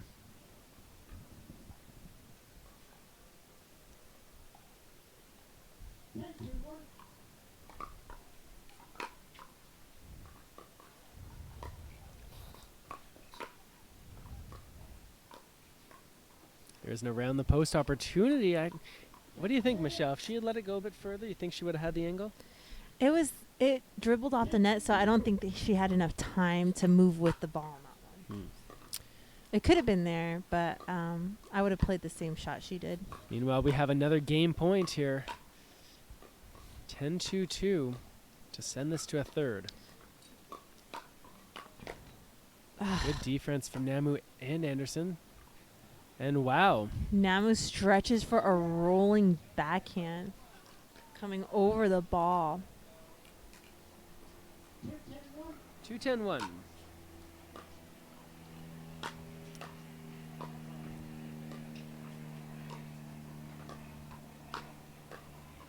Nice reset. Nice There deceptive we shot go. by It's Cammie. A slippery shot. Mm-hmm. Michelle, did you know that Dawn Radnitz in Alabama, 2-10-2 by the way is the score, says, I wish I could watch this forever. Well, you know what, Dawn? You're watching it live right now, but this isn't going anywhere. You can come back and you can watch the rest of this match later. You can watch all weekend long, either live or after the fact. So don't feel bad if you can't be here right now. Meanwhile, that's a side out. Cami McGregor is going to serve. She's got another game point on her paddle to try to send this to a third game. 10-1. McGregor poaches. Anderson is able to avoid her, and that court opened up on McGregor's side. Dawson not able to get there in time. 10-2.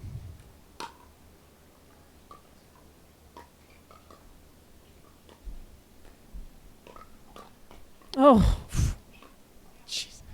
Namu almost took the ball in the face. Oh, man. Game 3. And that is a game that goes to McGregor and Dawson. Not that surprising. While these players take a quick break, hydration break brought to you by Jigsaw Health. We're going to be back in a minute with game number 3. People have this conception that pickleball, oh, that's an old person sport, but I don't think they realize how physically demanding it is with those quick bursts and long, grueling points. The first U.S. Open, I found myself cramping in 2 different events. When you start cramping, it's too late. And when I first started playing, I wasn't ready for that. The biggest difference I feel on the court with Jigsaw products is I'm not cramping at all.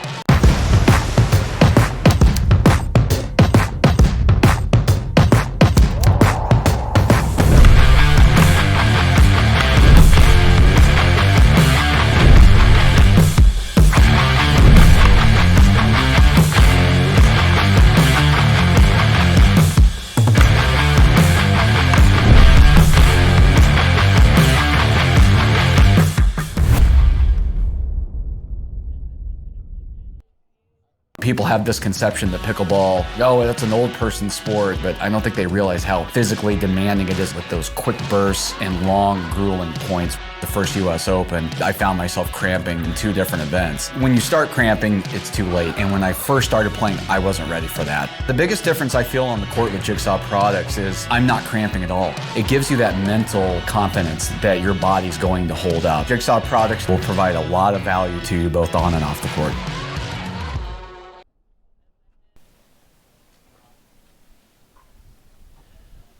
Welcome back to Center Court here at the Mesa Tennis Center. Mark Renison alongside Michelle Esquivel, and we're watching the Women's Senior Pro Doubles Gold Medal match. In game number 1, Lisa Namu and Chris Anderson went out to a quick lead and never really looked back. And here in game number 2, Dawson and McGregor were fairly dominant. And this is the start of game number 3. That ball sails just wide, and Cami McGregor is wondering whether that ball on the left side of the court might have been wide. Got to tend to agree with her, Michelle. Yeah. But Dawson played it.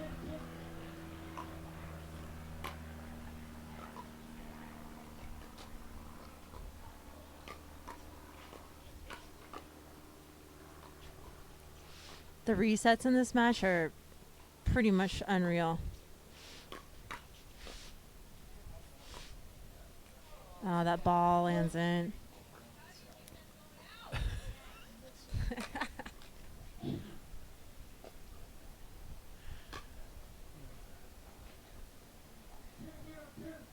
2-0-2. Chris Anderson with a tough, deep serve. A lot of topspin on that ball. Fair bit of an arc to it as well.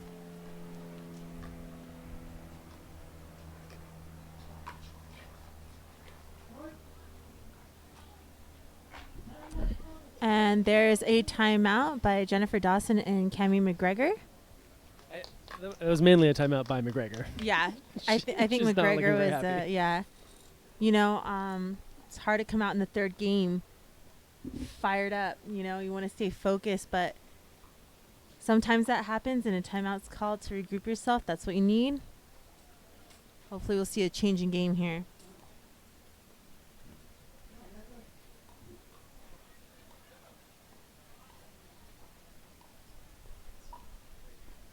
All right, so Michelle, I'll ask you. I'll put you on the spot a little bit while we're here. Are there any particular matchups or partnerships? I've noticed looking at the draw that both on the women's side and the mixed side and even the men's side, we're seeing a few new partnerships between players that we haven't always seen playing doubles together. Are there any teams that you're especially interested in watching? Yeah, I'm very excited to be watching Riley Newman and Tyson McGuffin pair up.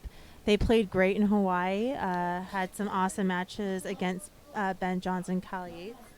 And I believe they're pairing up this year for a lot of tournaments. So I'm really looking forward to that team. It's going to be a lot of fun. Got a lot of spunk and personality on that team, a lot of competitive fire, and just love watching them. Think they're great individuals and athletes. Okay, a few reminders right now as we see that McGregor backhand go into the net. So after this match ends, we're going to take the stream down for a moment and then put it back up again. For technical reasons, that's something that we need to do. So when that stream goes down after this match, be sure to check back in a couple minutes later so you can watch the women's pro gold medal match. Two, be sure to, when you come back to that other stream, or even right now, share it with people, let them know that you're watching. The score, by the way, is 3-0-1.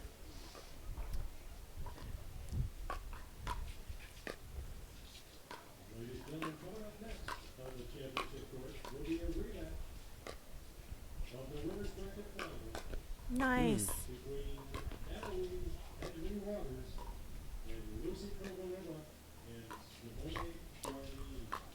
Oh, a nice Beautiful point. Nice 360 backhand overhead from Namu, but can't quite hang on. Cami just hit one of those earlier on the point.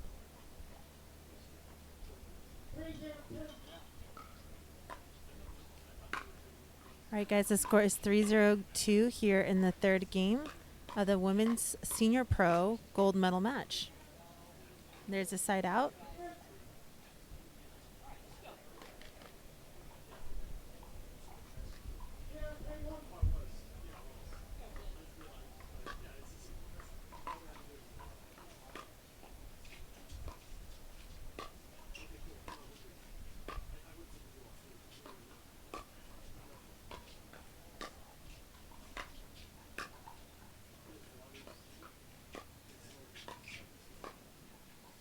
Oh, nice get by Jennifer Dawson. All right, that is a solid pickleball point. And remember, these women have been out here playing all day long. And so the longer the points go, the more it's going to favor players who sort of are less tired or more fit, haven't had to spend as much time on the court. And these four women are no strangers to being out there for a while. It's a nice attacking forehand volley. Hey, Cami McGregor with the pose. She's been looking for that the last few games. She's successful in that one. Must make her happy. 2-3-1 is the score here. Cami McGregor serving. And you'll notice someone mentioned you can't see the scoreboard. That's right. It will be up for the pro medal match that's coming up after this. We had our scoreboard team was very busy putting together some really cool highlight packs from the teams that you're going to see in the gold medal match, showing their path to the podium. So they've been busy with that. So that's why there's no scoreboard now. But Michelle and I will do our best to keep you abreast of the information when it comes to the score. Well, it looks like it'll be a rematch between Simone and Lucy versus the Waters. The Waters just defeated Pronto and Coop 11-6, 11-9 in the bronze medal match. So it looks like we're going to see that rematch, and looking forward to it. I want to see what happens there. That'll be a great gold medal match, and this already is a great gold medal match. 3-2-2. Oh, yeah. I seen Jennifer Dawson do that really well in this match, in this gold medal match. She's been setting herself up. You know, she initiates with a nice angle or something to the body and then puts it away. She's been playing really well.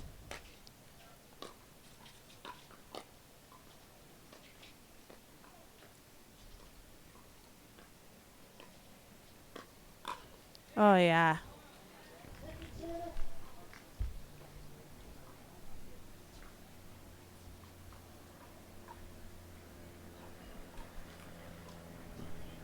Two 3-2 is the score. Jennifer Dawson using that strong two-handed backhand.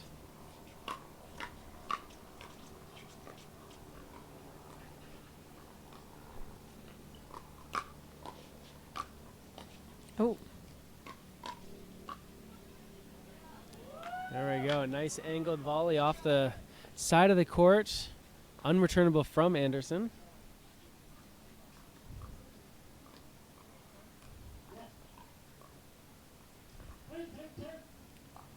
3-3-2.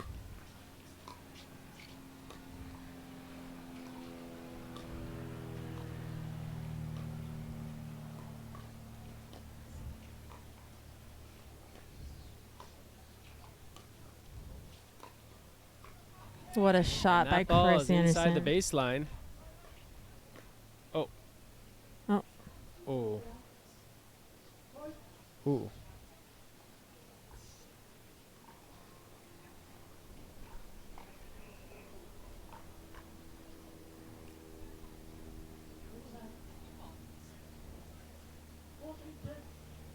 Four, 3-2 is the score. That ball was just out.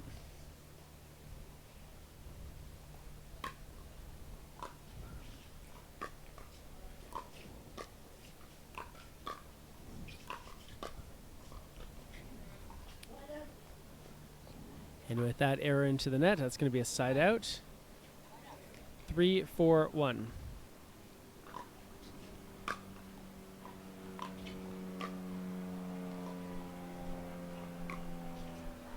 Yeah, nice ball by Jennifer Dawson. She has that wicked two-hander.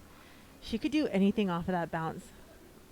Yeah, that Anderson drop sat up a little bit too high, creating an opportunity for Dawson to level out a little bit.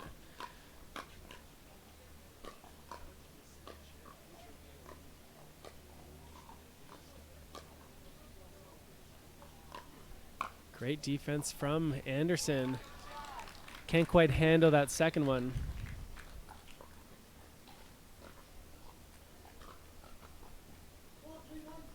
Four, 3-1.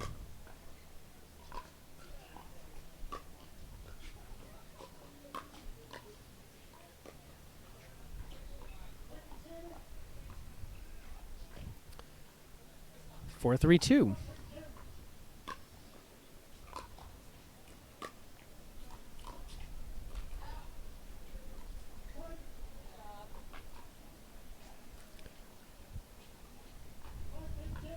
Five, 3-2. Good deep return from Namu. Creates an opportunity to drop the ball a little tighter to the net for Anderson. Guess she didn't need to. McGregor a little disappointed with herself on that one. That's a side out. 3-5-1.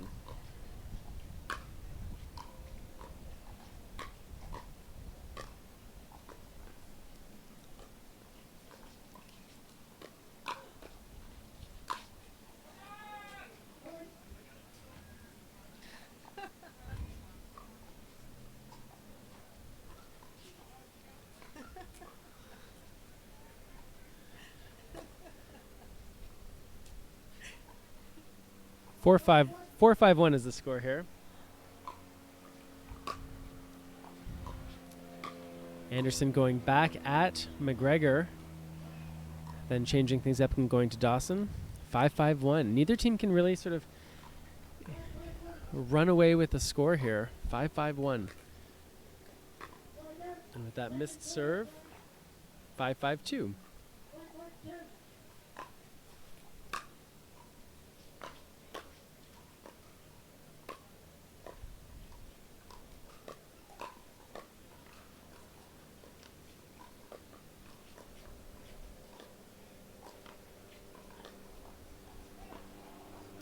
Ball clips off the top of the net, goes a little bit wide. All right, and with that, we're going to go to a quick break. We're going to be back in a second with more, the completion of game number 3 here from Mesa, Pro Pickleball Association. Matt Wright, Kyle Yatt, court 2. So, how did you do? Won that one. On to the next. Michelle Esquivel, court 3. Ben John, Joey Ferrarius, center court. Gotta go. Lucy Kovalovica. Good luck. Irina Irina, court 3.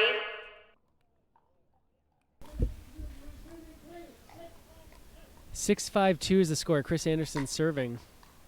This is a race to 11, win by 2, and the winner of this match will take home the gold. And what was it, 2,500? Michelle, they split. It was 2,000. 2,000. Split $2,000.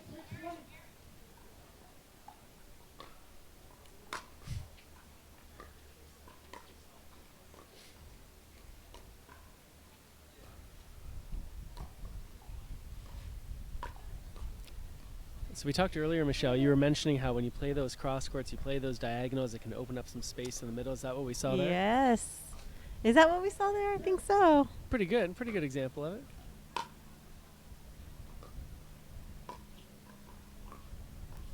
It's one of the reasons why when you get pulled out wide on a cross court, if possible, it's very helpful to hit that ball back cross court. It takes a little longer to get over there, gives you a little more time to recover.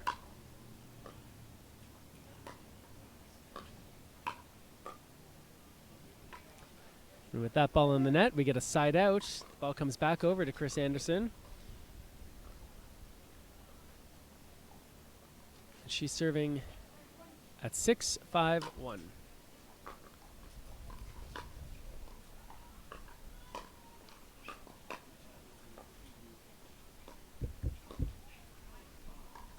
That's going to be a point, 7-5-1. I think this is maybe tied for the biggest lead we've seen here in game number 3. 7-5-1. Game number 3. Angle off of angle. There we go. Angle after angle creates that high ball. Mm-hmm. It's pretty risky when you run around your forehand to avoid your backhand. You really have to be quick to set up. The danger is that you don't get there in time and don't play the ball as well as you would want.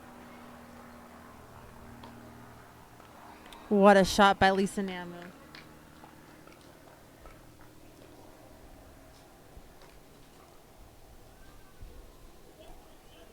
(8-5-2) is the score.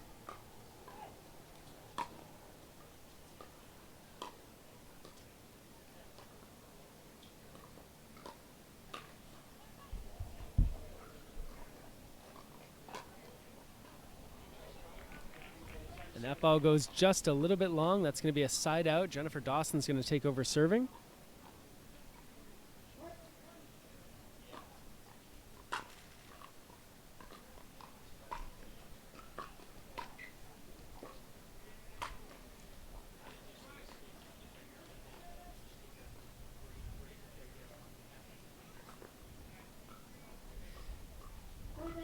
(5-8-2) is the score. Dawson McGregor trying to add a few points here to stay close.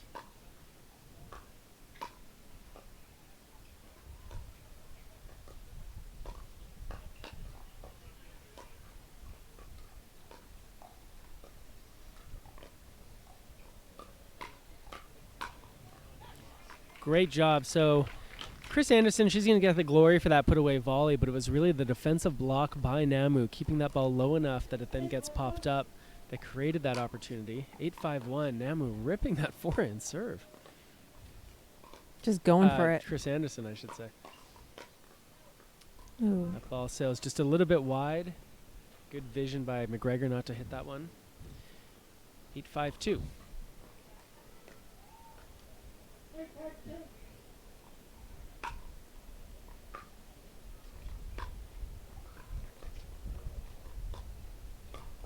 Oh, there you go. Yeah, so there, again, that, Chris Anderson, she's quick, but that sliding out wide, playing the forehand with at least 1 or maybe even 2 feet outside the baseline does make her vulnerable to that middle counterattack. 5-8-2. Great hands by Lisa Namu. Wow. Cammie coming in with another poach, and she's just there to block. So there's the lob serve from McGregor, 5-8-2. Just a quick programming note here. We're not going to cut the feed. We're going to stay along with this match through its entirety. We're going to do a quick interview with the players afterwards, and then we're going to tee up the women's pro gold medal match. That's going to be Anna Lee Waters and Lee Waters taking on Simone Jardim and Lucy Kovalova. You are going to for sure want to stay tuned for that. That's coming up immediately following this match. So once this one's done, take a quick break. Grab yourself a cold beverage. Speaking of cold beverage, these players are going to get quick cold beverage sponsored by Jigsaw Health. We'll be back in a minute with the conclusion of game number 3 at the Mesa Grand Slam Qualifier. Pro Pickleball Association.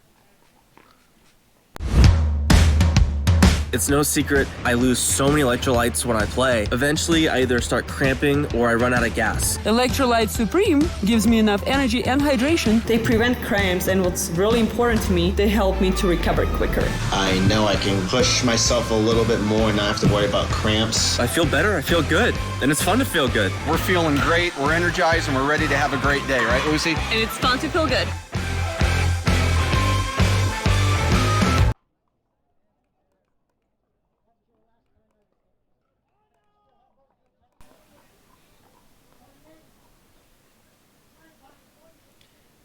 (9-5-1) is the score. Chris Anderson looking to close out this match here in game number 3 of this women's senior pro gold medal match. It's not going to do it there. A good low attack.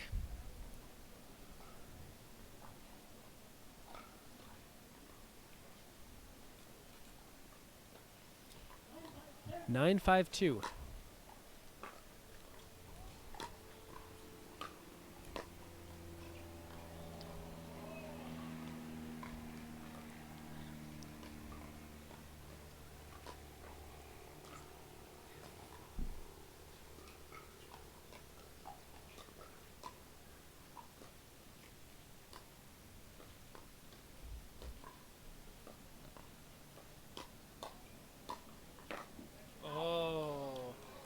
Dawson McGregor have to be disappointed with that. They had what they wanted.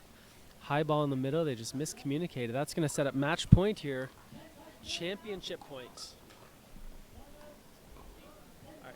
The players are going to take a timeout, but we're going to stay with this here as we set up championship point. 10-5-2.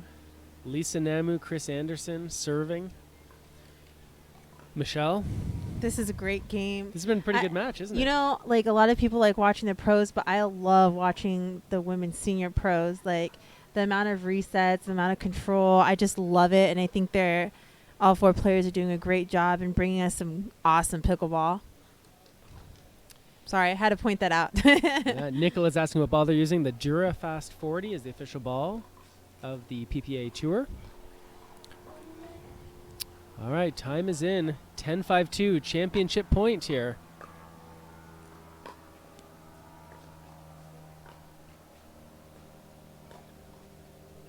An offensive lob from Anderson.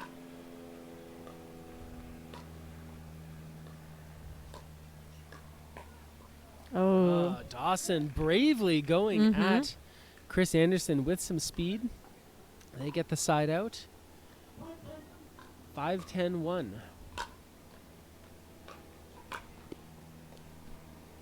McGregor let that ball get behind her. Difficult to defend from that position. 5-10-2.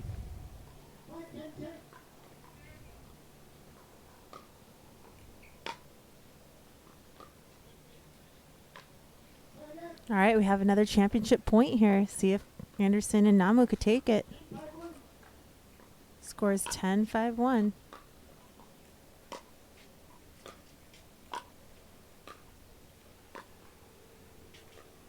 Uh-oh. And there it is. 11-5 in game number 3. Lisa Namu and Chris Anderson take the inaugural PPA Women's Doubles Senior Pro Gold Medal. What a match it was, Michelle. That was great. Congratulations to Chris Anderson and Lisa Namu. They've been pairing up for quite some time, and for them to come to Mesa and take the gold, it's a huge accomplishment. All right, so here's what's going to happen. We're going to take a very short break, come back for an interview. We're going to get Chris and Lisa a quick interview, and then we are going to tee up the Women's Pro Gold Medal match. This is the one many of you have been excited to watch. It's going to be Lee and Annalie Waters taking on Lucy Kovalova and Simone Jardim. Stay close.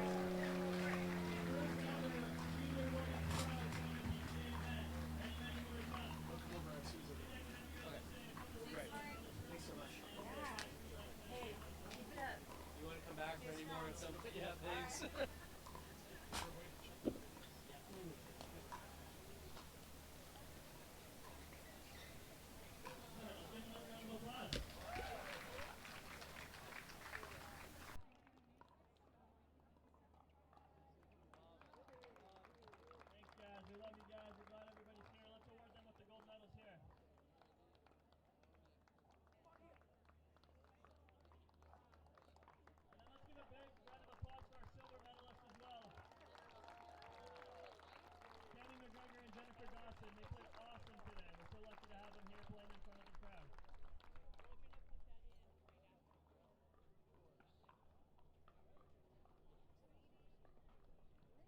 All right, everybody, we've got the Waters and Simone and Lucy. They're going to be playing here on championship court. It's going to be for a $5,000 purse for the champions. So it's a big money match. Everybody come out. We'd like to see lots of people in the crowd. Anybody that's in the bleachers, we're going to be handing out a lot more PPA t-shirts. So not this side, but if you're in the bleachers, you're going to get t-shirts. So we're awarding the bleachers. So anybody that wants t-shirts, we're going to be throwing a lot of stuff out here in a minute. So thanks everybody for coming. All right, here we go. Coming up on a championship court with referee Adam McKinnon is the women's doubles pro gold medal match. All right, Mark Renison here in Mesa, Arizona with the gold medalist in the women's senior pro. We've been watching Lisa Namu, Chris Anderson. So that was quite the match. And you have played those two women so many times before. Michelle and I were watching. We said, whoever wins, this is definitely going 3. What was the key? What really sort of turned things for you? The key to winning today, I think, was just our perseverance and our strategy. We just kept getting back to the game plan, because we kept faltering coming off of it. And so that was the key, was just sticking to the game plan that we had, our strategy, I think. And it worked. We just stuck with it, and we worked really well together. So many great examples of resetting the point after looking like you were in trouble, looking like they were going to close it out or put away a ball, and then finding one more way to get the ball back in play and make them play another shot. Yeah, they're so tough. It's always so hard. We always have a battle playing with them, and it's always fun playing with them. And they get so many balls back. It's really tough. They put a lot of pressure on us, and we came out on top today. All right, well, you put even more pressure on them. So thanks so much. You did. Congratulations on winning this first one, and good luck in all the rest of the PPA events. Okay. All right. We're teeing it up right now. You can see on the court the women's pro gold medal match is coming up now. Leah and Annalie Waters taking on Lucy Kovalova and Simone Jardim. We're going to go for a quick break, and then we're going to come back, and we're going to show you each team's path to the podium.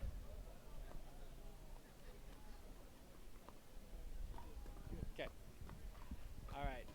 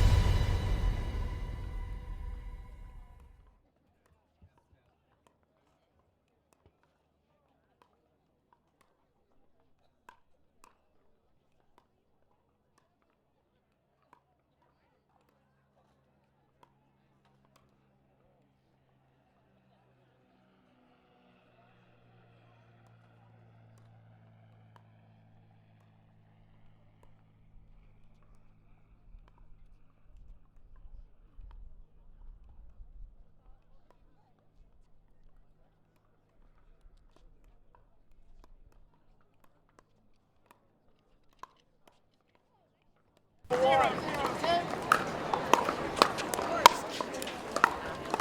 right, so here we see Lee and Anna Lee Waters playing some great defense. I talked earlier today about how they are known so well for their offensive skills, for causing trouble for their opponents. This is a really nice example, one of many we saw today, where they could transition from offense to defense and then back into offense again. There we see Anna Lee Waters with two-handed backhand swinging volley.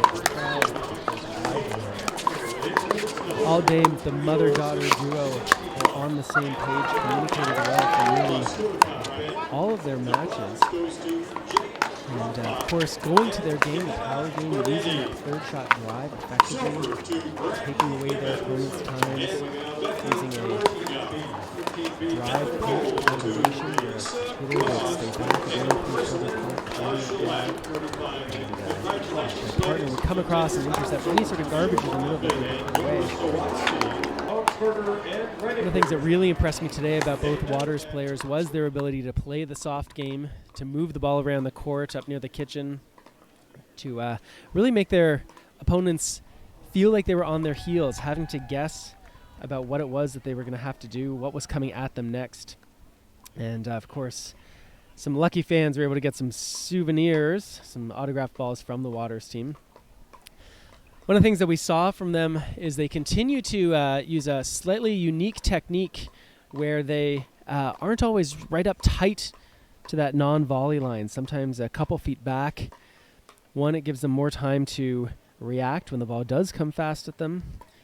And two is that if they do choose to let that ball bounce, that additional space that they give it allows that ball to sometimes come up high enough that they can really attack off both the forehand and backhand side.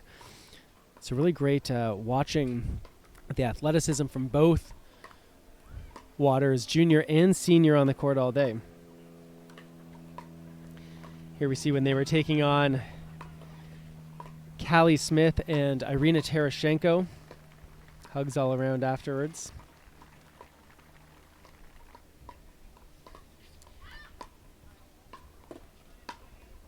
Lucy Kovalova and Simone Jardim faced Waters and Waters earlier on today. And this really was a back and forth match where Waters and Waters took game number one rather decisively. Really seemed like there was a momentum shift in their favor. And Simone and Lucy able to come back, apply enough pressure, and take it in three.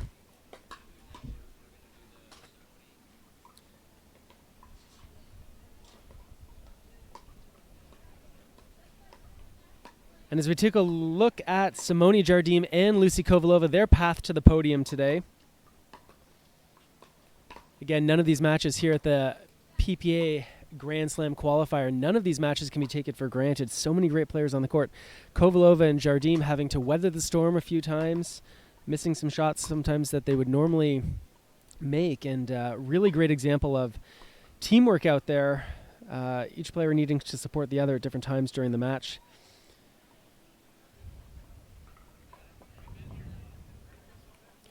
Love watching these players, how when they do win a point, there are moments, of course, where it's a real sort of display of emotion, but other times where it's very business-like out there, where the players, they get to work, they know what they have to do, they get the job done, and of course the crowd loves it. Here we see Jardim and Kovalova playing against Jessie Irvin, and Jessie Irvin put on a good performance out there today, really attacked on a number of balls that you thought were otherwise unattackable. Her partner, Lindsay Newman, out there as well. Kovalova and Jardim able to survive that match. You can see it there, that confidence building up as Jardim feels like they've got a chance to capture the first gold medal here in the women's pro division here in Mesa at the Grand Slam qualifier. When Lucy Kovalova got on a roll today, she was devastating out there on the court, putting away high forehands. You could see the Jardim fist pump. Really thrilling to watch these players out here fighting their way through, trying to get to the gold medal match, and now all 4 of these women have done it. Here again we see Lindsay Newman and Jessie Irvin trying to survive, but the firepower from Jardim and Kovalova just too tough. One of the things we can look forward into this match coming up here is a really interesting contrast of styles. I do expect that we're going to see Kovalova and Jardim try to draw the points out a little bit.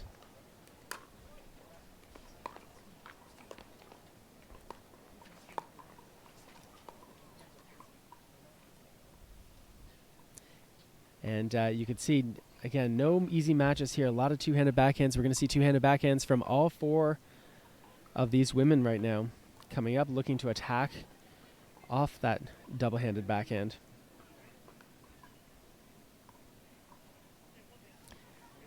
And there we go. We can see the Jardim and Kovalova taking that match against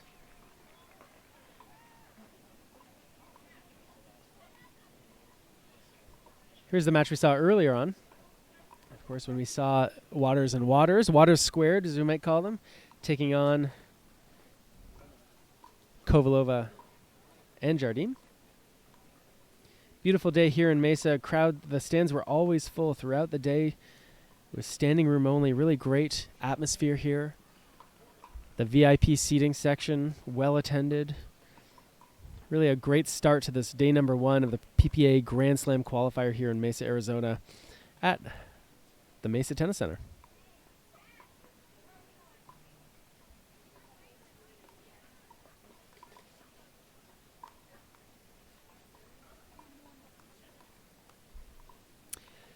To me, one of the keys of the match coming up here as we look at a bit of a preview here from earlier today is the confidence that the teams show on the court is going to be a major factor out here. How willing they are to go for balls, to take risks when the ball is on the margin. Do they take those risks and try to apply pressure, or do they sort of hold back, allowing the other team to dictate play? And I do expect that we're not going to see the same thing wire to wire. As we know in pickleball, there are these ebbs and flows, right, where one team goes on a run and one team tries to resist it. So we've got a lot to look forward to, and while we get ready for this match right now, I want to introduce, we have another guest here in the broadcast booth. Very happy to announce and welcome to the broadcast booth someone who needs no introduction, Dave Weinbach.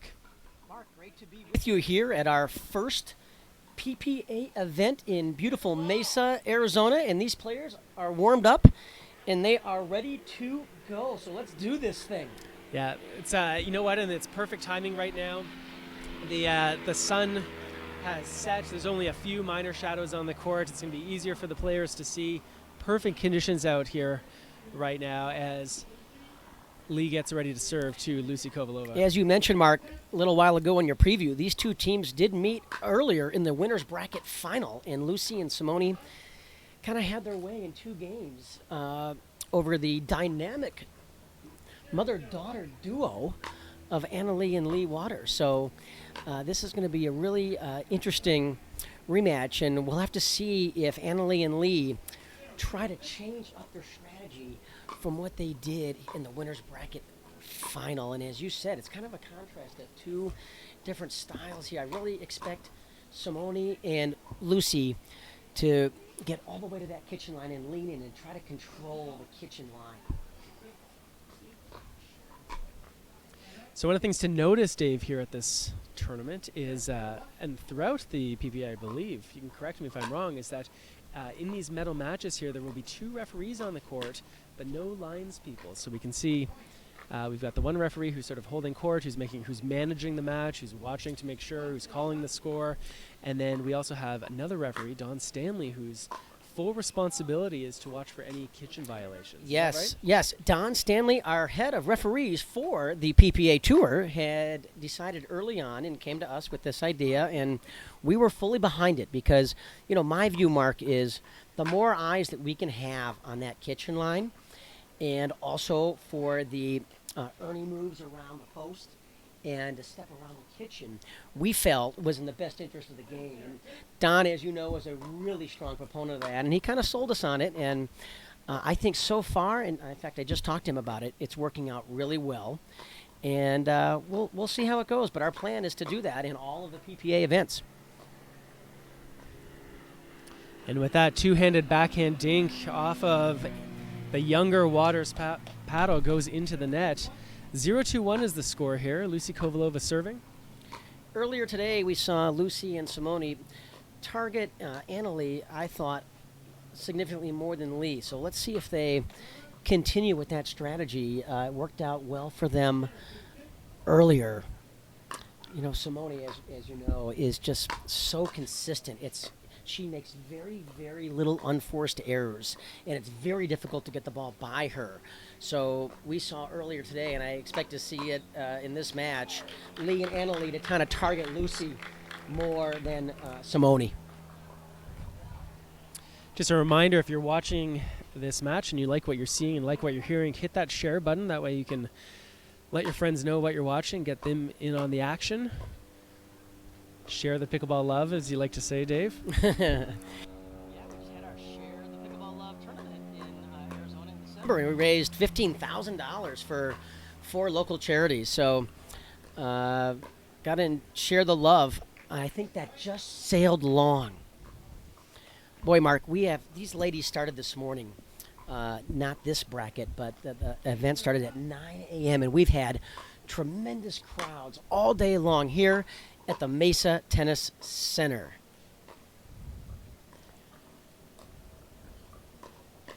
Oh, that's a great shot. Yeah, so this is a strategy that we saw used early on against in a match between Jessie Irvin and Lindsay Newman, is that they really did sort of go east to west, go left to right against Kovalova and Jardim, opening up that space in the middle or forcing the non-hitter to kind of come across to the middle to cover that hole, which then opened up the other cross court. And so it'd be interesting to see here whether, you're right, whether the plan is let's find one person and target that person and hope to break them down, or whether it's more about creating spaces in the court, creating these holes.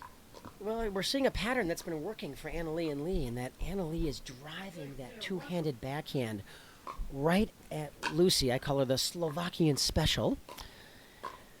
Hailing out of Wichita, Kansas, originally from Slovakia. And there it is again. Oh, look at the hands! There you go. And that's what I mean about sort of the confidence builder, right? You can see when Lucy's starting to feel it. Well, usually you can also hear it, right? But right now, 0-6-2 or 6-0-2, I should say. Jardim and Kovalova have some work to do here. Look at that poach from Lee. There we go. And Jardim, Kovalova able to weather the storm there. 0-6-1. 4 of the best two-handed backhands we have in the entire women's game here.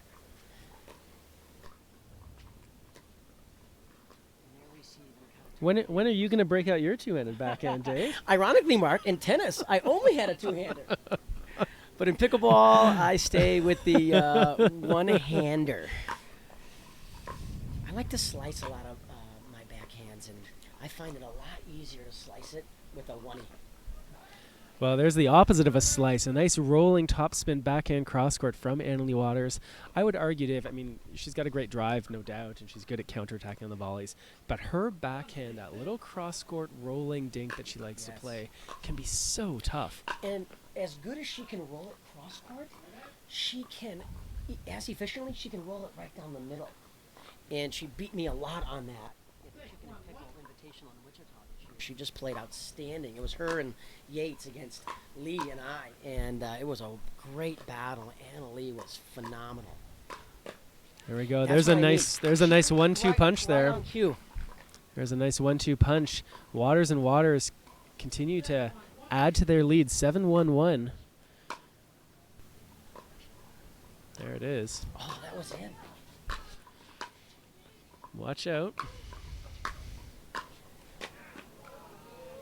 So there's another. So So, Dave, we talked earlier today about the drive poach combination. We talked even about the drop poach combination. I think the smash poach combination is a really effective shot because the smasher is pushed back off the court. The defenders are likely to try to hit to that open space. And when the non-smasher sort of anticipates that and comes across the middle like we saw there from Waters. So much time to make that poach move and come across the middle. Yeah. It's a It's good really point. amazing. And, you know, people at home who's maybe play pickleball, like this is your side of the court, this is my side of the court. We start to see sort of the complete opposite of that here when we watch these women play. It's a strong trend we're seeing in the game, both on the men's and the women's and the mixed side, and I expect that trend to even accelerate.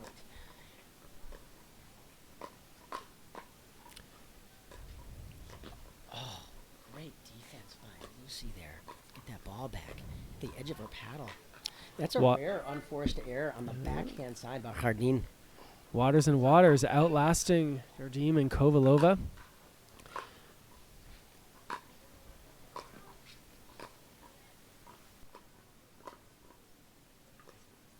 There's that little cross-court dink. Yeah. Yeah, and there's the down the middle one. And it's difficult to read it, Mark. Until you play against this, you can't anticipate it. Well, and there's so much spin coming off of it, right? And so it's tough enough to play a perfect dink, you know, in the best of times, but to have a ball that's spinning so heavily at the same time compounds the difficulty. And it's very difficult to read where she's going with that. 8-1-2 here in game one of our gold medal match here at the first PPA, Professional Pickleball Association event here at the Mesa Tennis Center. It's been an unbelievable day of excitement and activity and enthusiasm here at our first PPA event. In fact, we're going to be right back in this area, Mark, in May in Scottsdale at the JW Marriott for our third or fourth PPA event. Yeah, there are so many beautiful venues to attend, and so this is one of the reasons we've been talking about people, whether they're coming to play as an amateur, whether they're one of the pros who's considering it. I mean, really not a pro considering it, because all the pros know about this circuit and how great it is. But even if you're just coming as a spectator, you know, if you're a pickleball player who's got an injury or someone who just, you know, tournaments aren't their thing, to come out here, whether it's here or any of the other events, is a real treat for pickleball fans. Yep. There we saw another example of Emily rolling that two-handed backhand down the middle and had Lucy leaning the other way.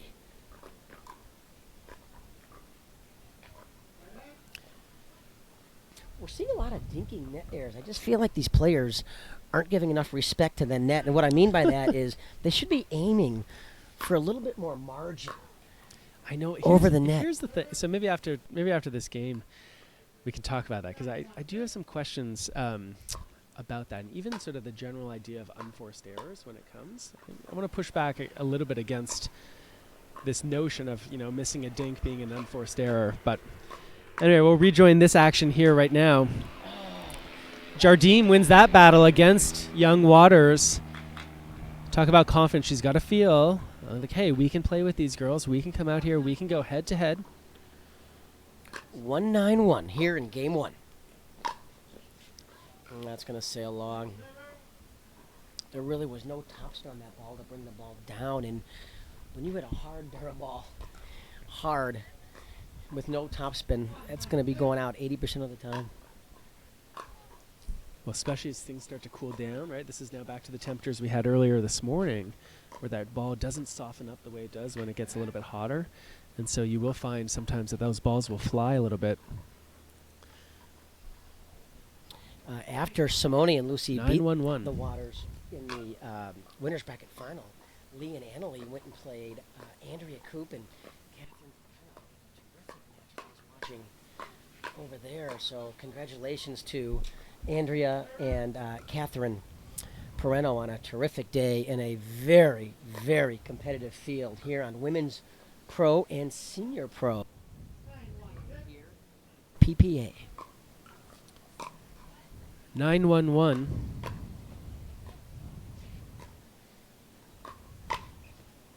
Lucy had that one lined up. Or 9-1-2, I should say. And with that, we get the side out. 1-9-1. Jardim and Kovalova trying to build here. And Dave, how much at this point, are Lucy and Jardim playing, with the expectation or even the hope of winning this game?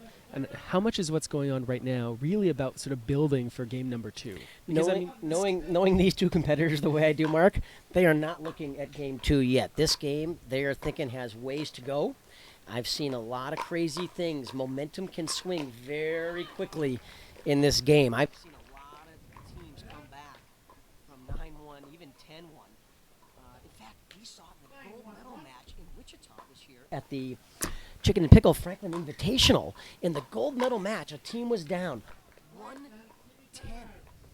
and came back and won, I think 13-11 in the gold medal match. All right, there's going to be a quick hydration break here, and we're going to take one too. This is powered by Jigsaw Health. It's fun to feel good. Back in a minute.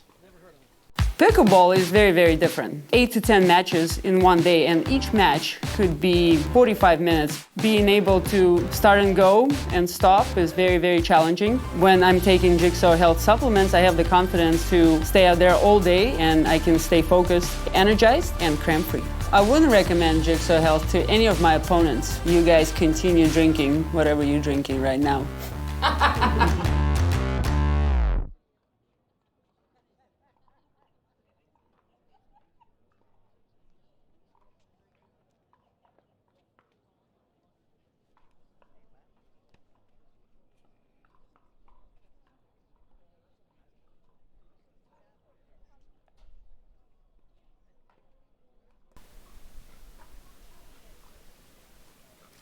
All right, you're looking at championship court here, and you're looking at game point. Annalie Waters, 10-1-1. Kovalova with a risky return out near that sideline. Simone coming all the way to get that forehand. And Annalie with a counterattack at the left hip of Simone Jardim. She's not able to hang on. Waters hang on for a decisive 11-1 victory, which is something we saw a little bit earlier today against Jardim and Kovalova in another match. And so we're going to take a quick break, and while these players get ready for game number 2, we'll get ready as well. Back in a moment, Mark Renison, Dave Weinbach at the Grand Slam Qualifier, Professional Pickleball Association here in Mesa.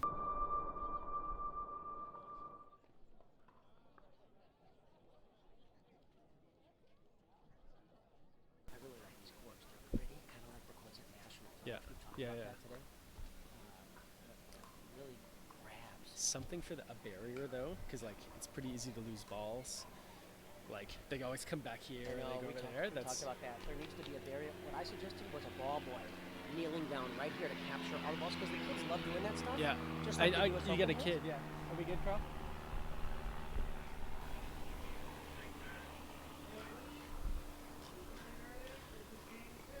All right, we're back here in Mesa. Game number 2. Lee and Annalie Waters took game number 1, 11-1 against Simone Jardim and Lucy Kovalova. I'm Mark Renison alongside Dave Weinbach. Great to be with you here, Mark. A reminder to our viewers, Lucy and Simone came out of the winner's bracket here. So remember, even if the Waters win the best 2 out of 3 games in this gold medal match, they will not be our gold medalists yet. That will force a tie-breaking game to 15, where the players will switch sides at 8. So, Dave, can you say something about... I'll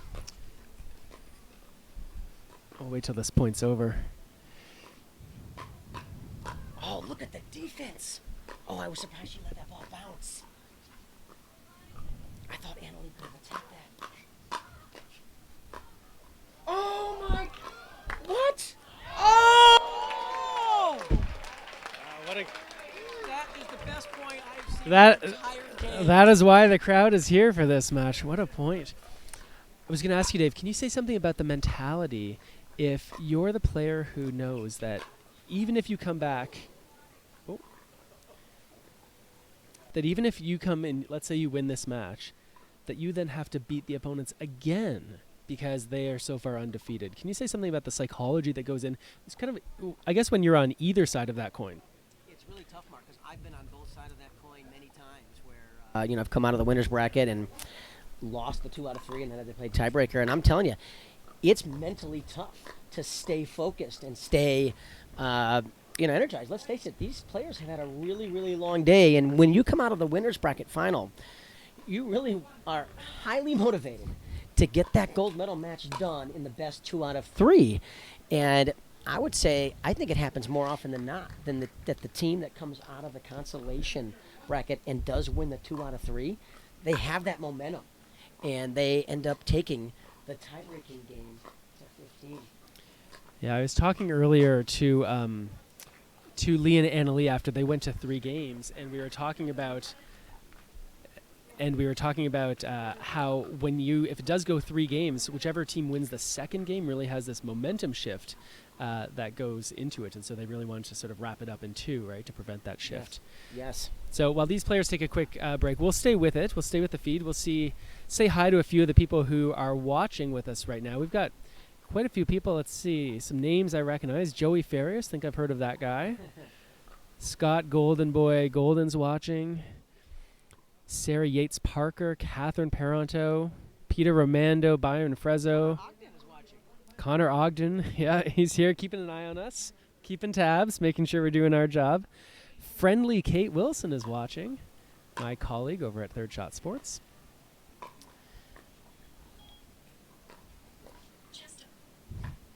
One thing that I would keep an eye on in this match, Mark, is the returns of serve. I've got a good question. I got a good question for you in a minute. Return of serve, kind of in that back third of the court, because that makes your opponent's third shot so much more difficult.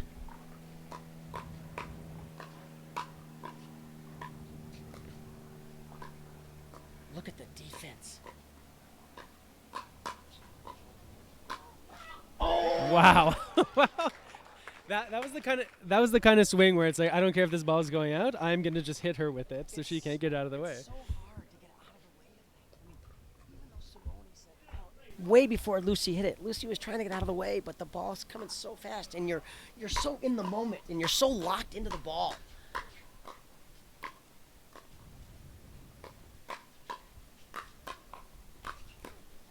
Yeah. Okay, so I want to give you my theory. I asked Michelle Esquivel about it. I asked Lindsay Newman about it.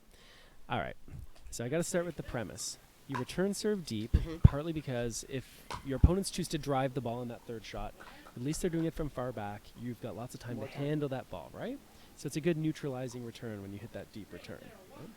Now, here's my theory, and I'm starting to see a little bit. And I saw some matches of you at Nationals where you and Ben and Kyle and Matt were often returning serves barely past the kitchen. But I'll tell you about it after this point. Oh, nice toss. But those returns were hit really low and with some backspin, so they stayed low. And so my theory is that in 2020, we are going to start to see more prominently players caring less about depth on the return and more about height. And even if, because those returns I'm telling you about, the ones that land barely past the kitchen that are low and skidding, even those balls couldn't be attacked by the likes of Matt Wright or Kyle Yates or Ben Johns because they're so low they're going to have to hit up. And they're actually so tight to the net that you really can't hit that hard and still expect the ball to stay in play. So am I crazy or what? You are not crazy at all. I'm a huge proponent. What I teach on the returns of serve is talking about the height of the ball. Is I never want to allow my opponents to hit the ball on a descending track when they hit their third shot. So whether the return of serve is, in the middle of the court or deep, the key is to make your opponent have to lift the ball on the third shot. So I don't think you're crazy at all. I think you're making a valid point. And I think you're going to see the players kind of switch it up a lot and hit some deep and some short with that driving slice to keep the ball down. So I think you're going to see both. But the key is to not allow your opponent to hit the ball hard on a downward trajectory. Oh, Lucy was sitting on that two-hander.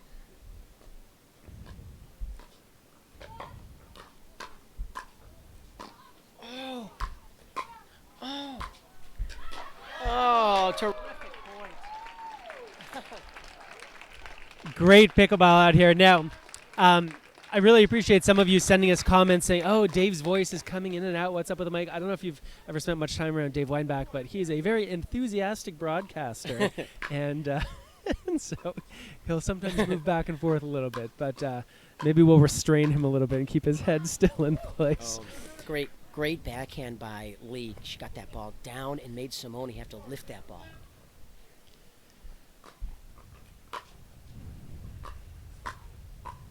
That's a good example of what you were talking about. Anna Lee's return was kind of in the middle of the court, but it stayed really low, and there was no way Simone could really attack it.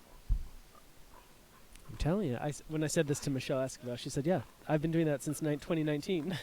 What have you been watching? Again, I see the argument for the deep return. Your opponents are far back. They can't do a lot of damage. I like deep, but not too high, Mark. Yeah. I think a lot of pickleball. Ooh, wow. Simone, you were saying earlier, Dave, what a great defender Simone is, how good she is at getting the ball back in play again and again and again, and what a great example it is there. 6-0-2. Boy, Lucy and Simone have come out really hot in this second game and very motivated and very focused. Simone was focused on that high forehand counterattack. And that's going to bring us to 7-0-2 here in Game 2 of this gold medal match here at the first PPA event in Mesa, Arizona. Wow, what a counterattack. It's so important for players when they hit those first fastballs that they genuinely expect the ball not just to come back in the court at them, but to come back with speed. And you saw there Lucy, after driving that forehand volley, she was ready for the second one on the backhand side. 8-0-2.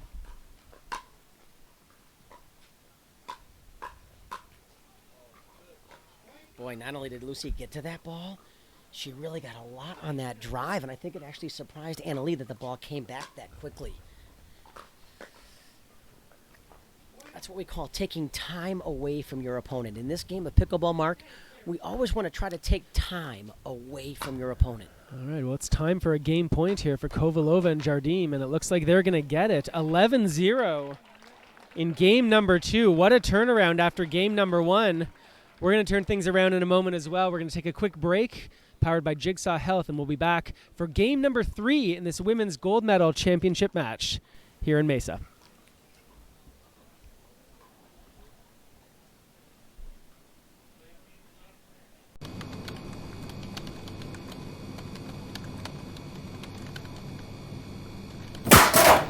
Not today.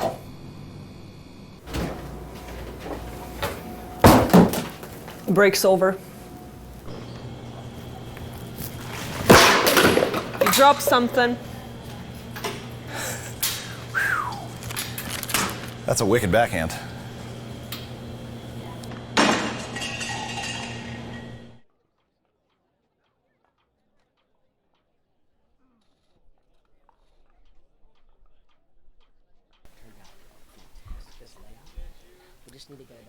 And we're back. Mark Renneson alongside Dave Weinbach here at the Mesa Tennis Center in Mesa, Arizona. We're at the Pro Pickleball Association Grand Slam Qualifier. And this is the first stop on the inaugural PPA Tour. 7 events, Dave, over the course of the year. More than $500,000 in prize money for these pros. It's so exciting, Mark. You know, not only are the pros so excited, but the amateurs get to play in all these events and play where the pros play and get to witness all this great action and get to play at these spectacular venues. I mean, we have venues lined up. We're going to Dallas. We're going to Atlanta. We're going to Seal Beach, California. We're going back here in Scottsdale in May. We're going to Newport Beach. And then the finale, Mark, is going to be at the unbelievable Darling Tennis Center in Las Vegas, Nevada. $155,000 in prize money here in the finale. So we are all set to start game 3 here. And if you are a fan of pickleball, you are going to want to set your calendar. You can check out all of the dates, all of the tour stops at ProPickleballassociation.com. Kovalova can't believe that ball managed to stay inside the baseline.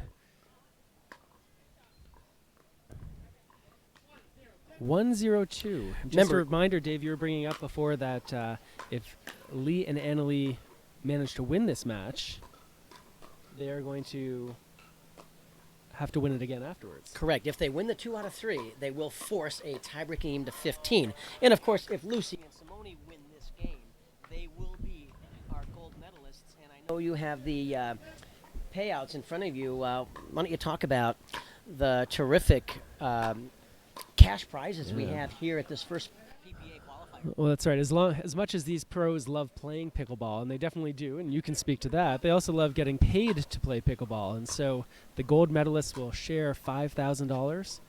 The silver medalists will share $2,500, and the bronze medalists, that'll be $1,200 that they're taking home as a team. And of course, right now, most of these women that we're playing today will also be playing again in the mixed doubles event. Yes, and mixed pro doubles is tomorrow, as well as senior mixed pro doubles. And then Saturday is the men's pro and senior pro. And then Sunday will be our singles day here at the inaugural PPA event at the Mesa Tennis Center. $55,000 in prize money here at this Professional Pickleball Association event. Oh, look at the defense here.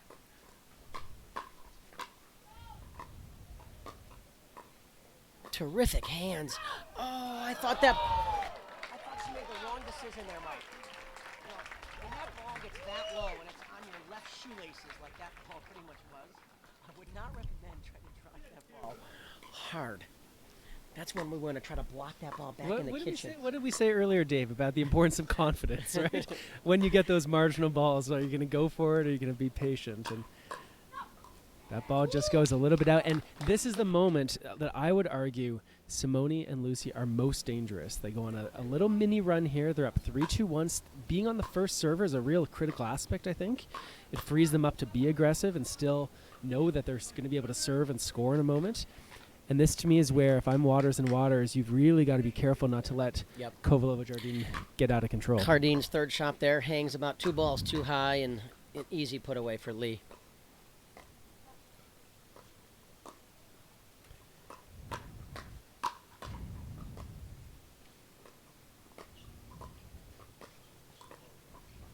It's an interesting adjustment, Dave. Is earlier we saw Annalie going cross-court, using that backhand cross-court against Lucy out to her backhand, right? That little roller we talked about. And lately, more often than not, we've been seeing Lucy now playing on the right-hand side of the court. So that doesn't allow Annalie to get it out wide to Lucy's backhand. If she is going to go out wide, it's going to go out to Simone's backhand. So an interesting change that we've seen here by Jardine and Kovalova.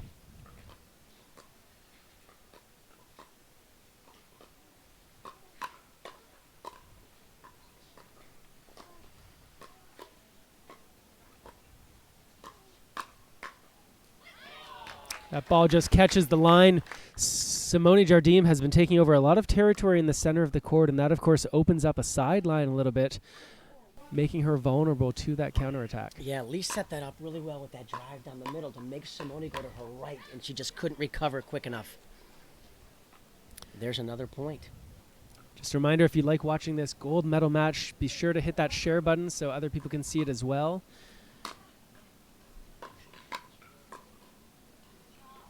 Folks, share, and like, so many people can enjoy all this wonderful content. Mark Renison, thank you for coming down from the frigid air of Canada to join us this week in beautiful Mesa, Arizona. Well, I've been actually down in Arizona for more than a week now, and I've been waking up and it's been below freezing. It's been in the 20s when I've been waking up lately prior to this, and now things are heating up both off the court and on. It's a real treat to be here for me. Lucy gets to the ball but can't quite get up and over the net. Simone's going to take over serving at 4-3-2.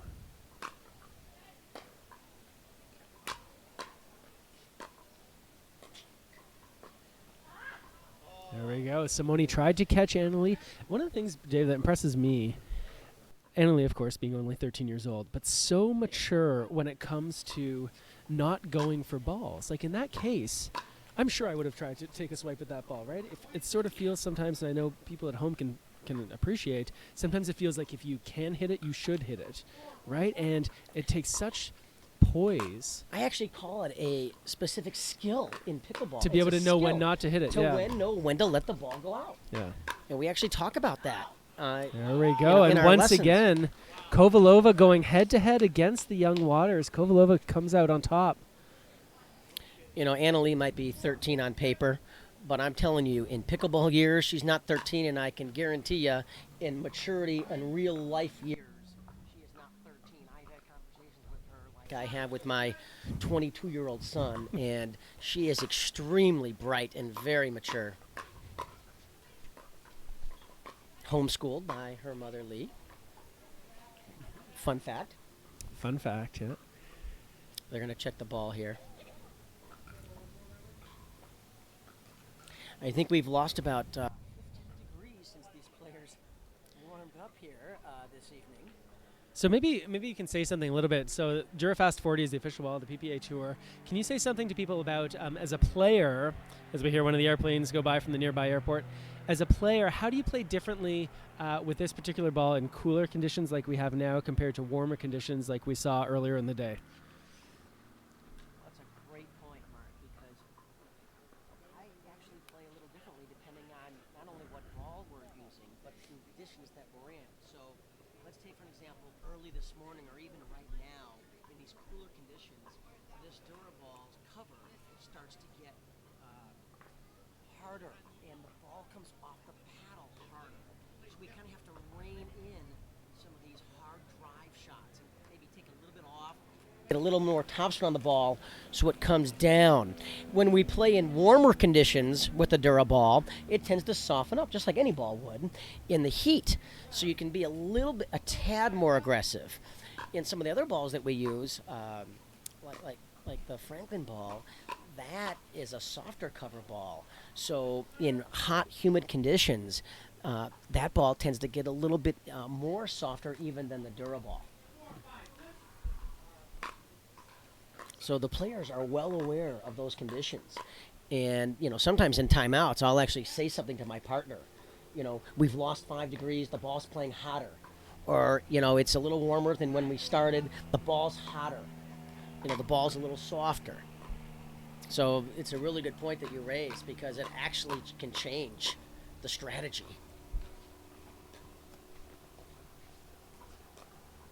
It's a good reset by Lee there.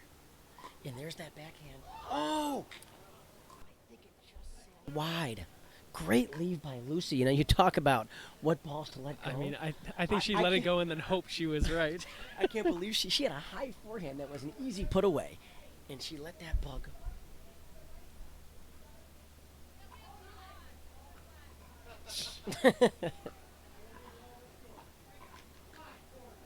5-4-2 here in game 3. Remember, if the Waters win this game, that will force a tie-breaking game to 15.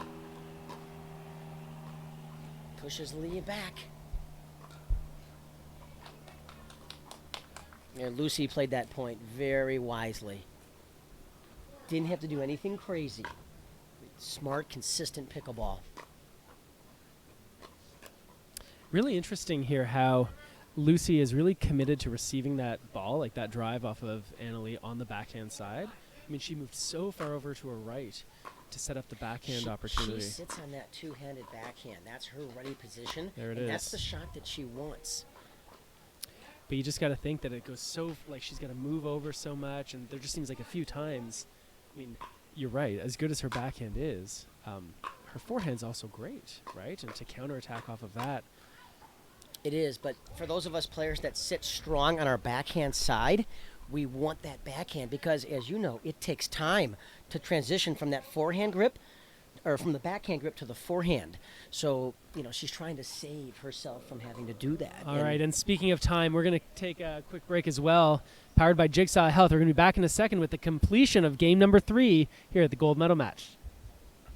People have this conception that pickleball, oh, that's an old person sport, but I don't think they realize how physically demanding it is with those quick bursts and long, grueling points. The first US Open, I found myself cramping in 2 different events. When you start cramping, it's too late. And when I first started playing, I wasn't ready for that. The biggest difference I feel on the court with Jigsaw products is I'm not cramping at all. It gives you that mental confidence that your body's going to hold out. Jigsaw products will provide a lot of value to you both on and off the court.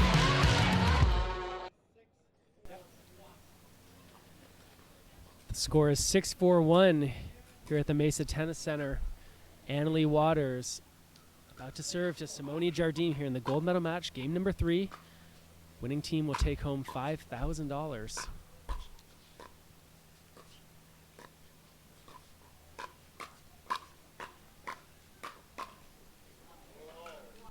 Once again, Jardine and Kovalova come out on top after that battle at the kitchen line. 6-4-2.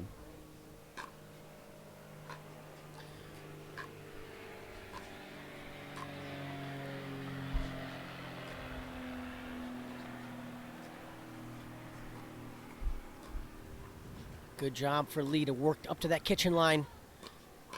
Oh, look at the defense. Oh, great hands by Simone. That was a net court. Oh! One of the best points we've seen in this match.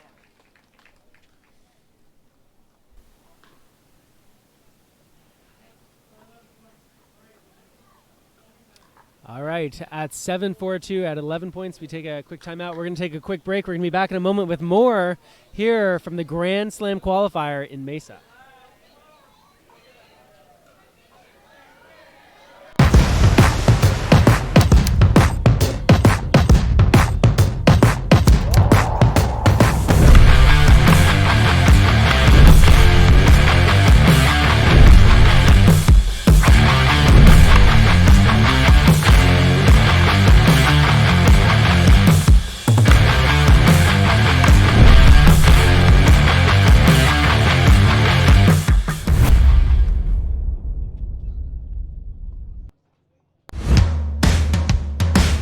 I've tried a lot of other products, plenty of electrolyte mixes. They either contain some sort of sugar in them or something to give you a boost for a little while, but eventually it runs out. Jigsaw products help me stay competitive. They help me stay energized. It's helped me become a better player. Jigsaw helps me recover faster. I think all of you need Jigsaw help in your life. And you know why? It's fun to feel good. It's fun to feel good. It's fun to feel good. It's fun to feel good. It's fun to feel good. Cheers.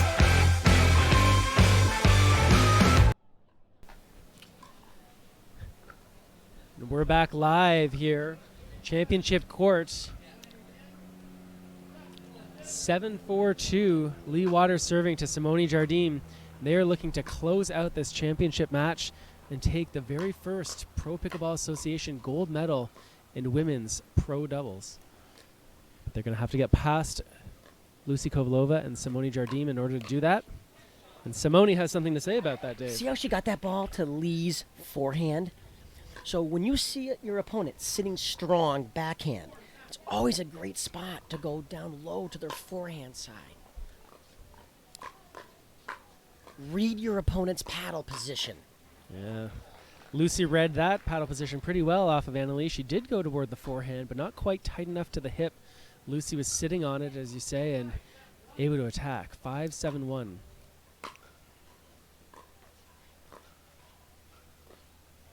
Mark, we knew this was going to be a great match, but wow, some of these points are incredible.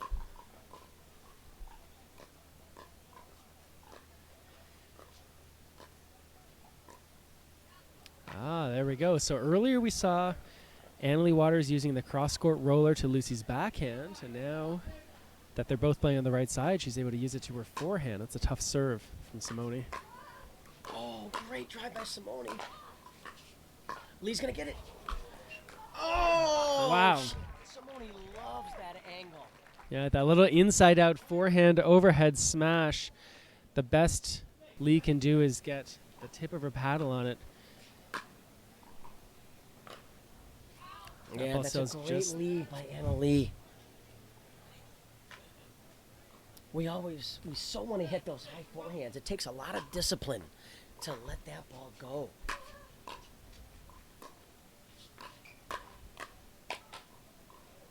Wow. Not only did she get it back, she got it in the kitchen.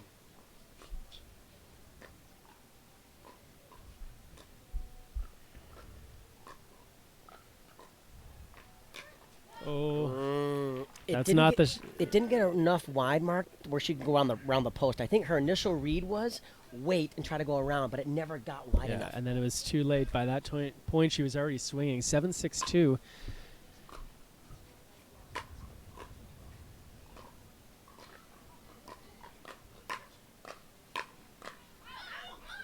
Another good leave. I think it's good. Ball came into the broadcast booth. Dave Weinbach, you were saying earlier that how much you like having ball boys at tournaments. I think you should put in your resume. Should do that. Yeah. There we go. Ooh. We're on the opposite side. Mark, I could not tell. Yeah, that's a tough. I think that reaction was a little bit more about, more about hoping it was in. 6-8-1. Lucy Kovalova gets the ball on her paddle. She's going to see if she can do something here. She's head-to-head against Annalie Waters. Nice backhand slice by Simone. That's a shot she's really worked on.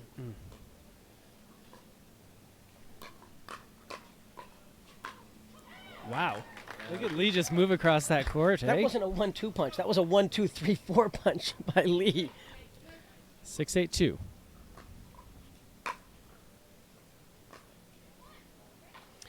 It looked like Hardeen didn't commit to the shot there. She wasn't sure if she was going to drive it or drop it, and then she didn't do either.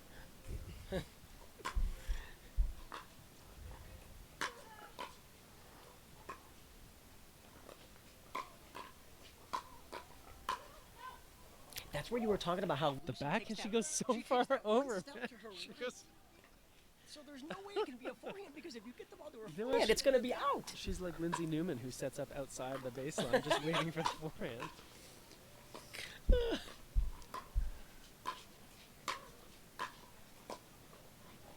we go. A perfect spot by Lucy there. Just the right speed. I like in that case she didn't overhit the ball. She didn't need to. What she had to do is get the ball to Annalie toward her feet. She was on her heels. 6-8-1.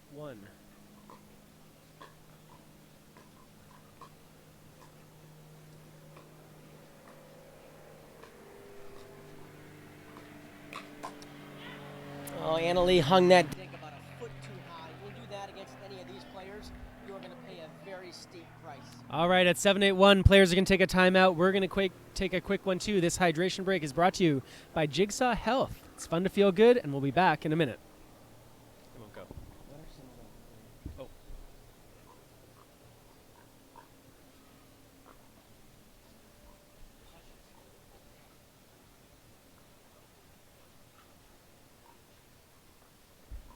Good. Matt Wright, Kyle Yates, court 2. So, how did you do? Won that one. On to the next. Michelle Esquivel, court 3. Ben John, Joey Ferrarius, center court. Gotta go. Lucy Kovalovica. Good luck. Irina.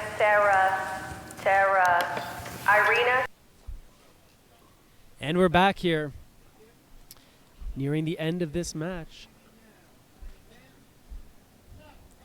7-8-1 in this women's championship match. A reminder that if Waters and Waters win this game, it's going to go to a tiebreaker game, first to 15. 7-8-2. And if Jardim and Kovalova can finish it off here, that'll win them the gold medal.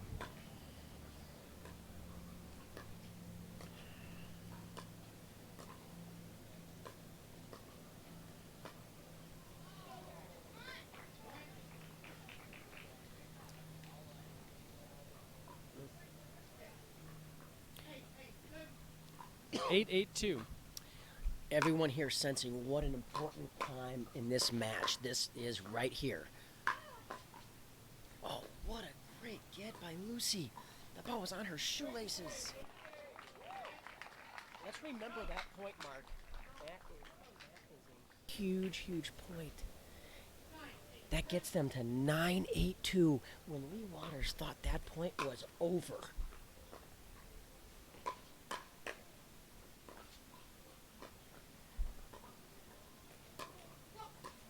Uh-oh. Oh, Annalie didn't do anything with that ball. I think she was so surprised that that ball got popped up by Kovalova. Even though there's a timeout, we're going to stay here for a moment with this one. 10-8-2. We've got a championship point coming up here. I think Lee and Annalie want that point back. You know, Annalie got a high forehand that 9 out of 10 times she's going to put that ball down. So, Dave, you were saying as we sort of tee up tomorrow, what is it that people who will be tuning in or who might even come down and watch, what is it they can expect to look forward to? Folks, if you are in the Phoenix, Arizona area, you have got to come and see this live action. We have the top players in the world all here at the Mesa Tennis Center. Tomorrow, Friday, brings us Mixed Pro Doubles Day and Mixed Pro Senior Doubles Day. And we're going to start the day at 8 a.m. and finish at about 5. It's going to be amazing. And right now, what's amazing is we've got a championship point here, 10-8-2. Simone Jardim serving for the win.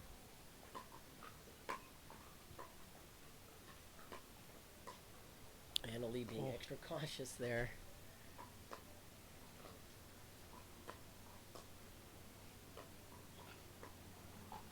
Oh, it clips the net.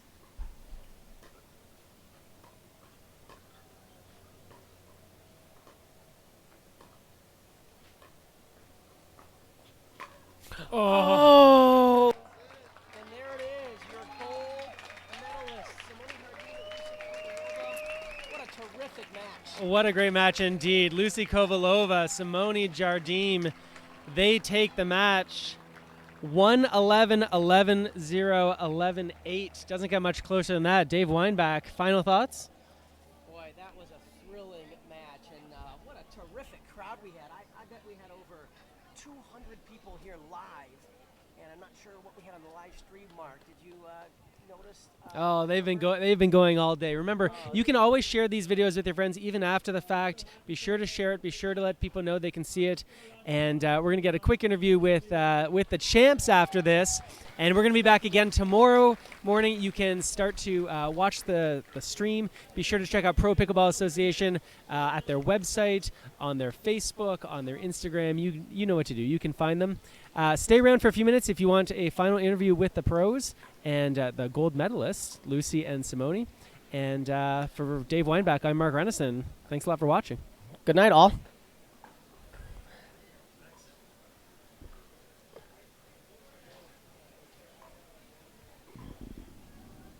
Wow, you could feel the tension. Oh. Like the audio's off?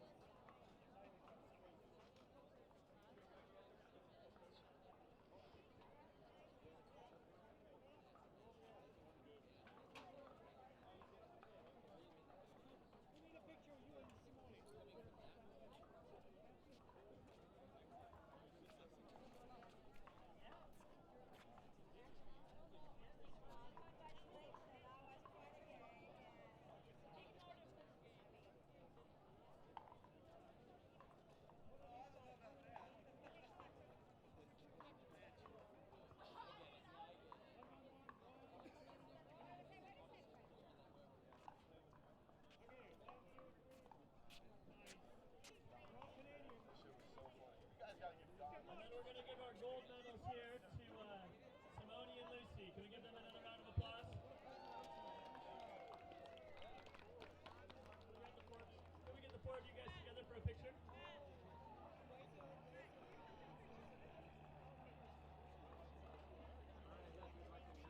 Thanks, Rob. Saturday. Saturday.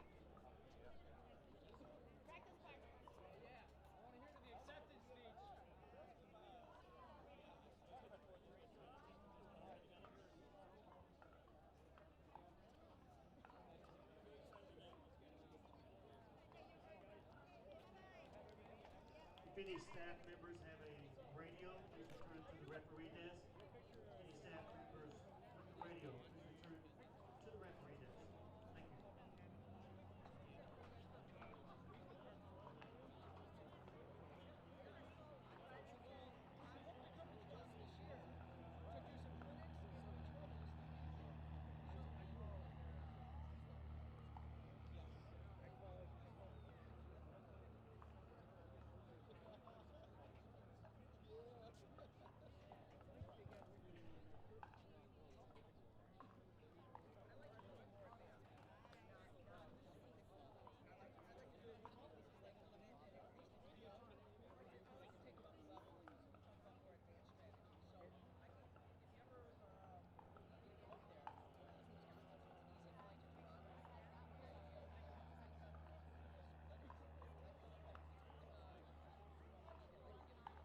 Am I on? I'm on live. Mark Renison here at the end of day number 1 here at the Mesa Tennis Center. What a day of pickleball we've seen. The women's pro doubles matches, the women's senior pro matches. It's been a real treat. Tomorrow we have some mixed doubles, but before we get to that, let's talk to the gold medalists. Let's see if we can get them over here. Ladies, are you strategizing some more already? I'll answer your questions. They are tricky questions. So you two were amazing out there.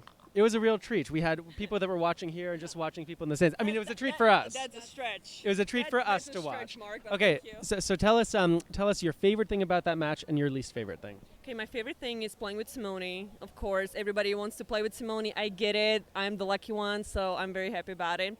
That's my most favorite part.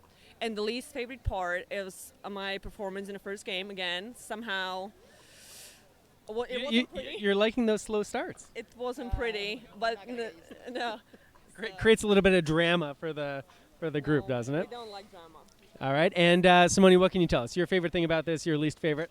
I think the amazing part is that we're just now starting to learn how to play with each other, and that's what we were talking about. Like, this is new. It's a brand new partnership, and so far, like, we have showed up with playing really well.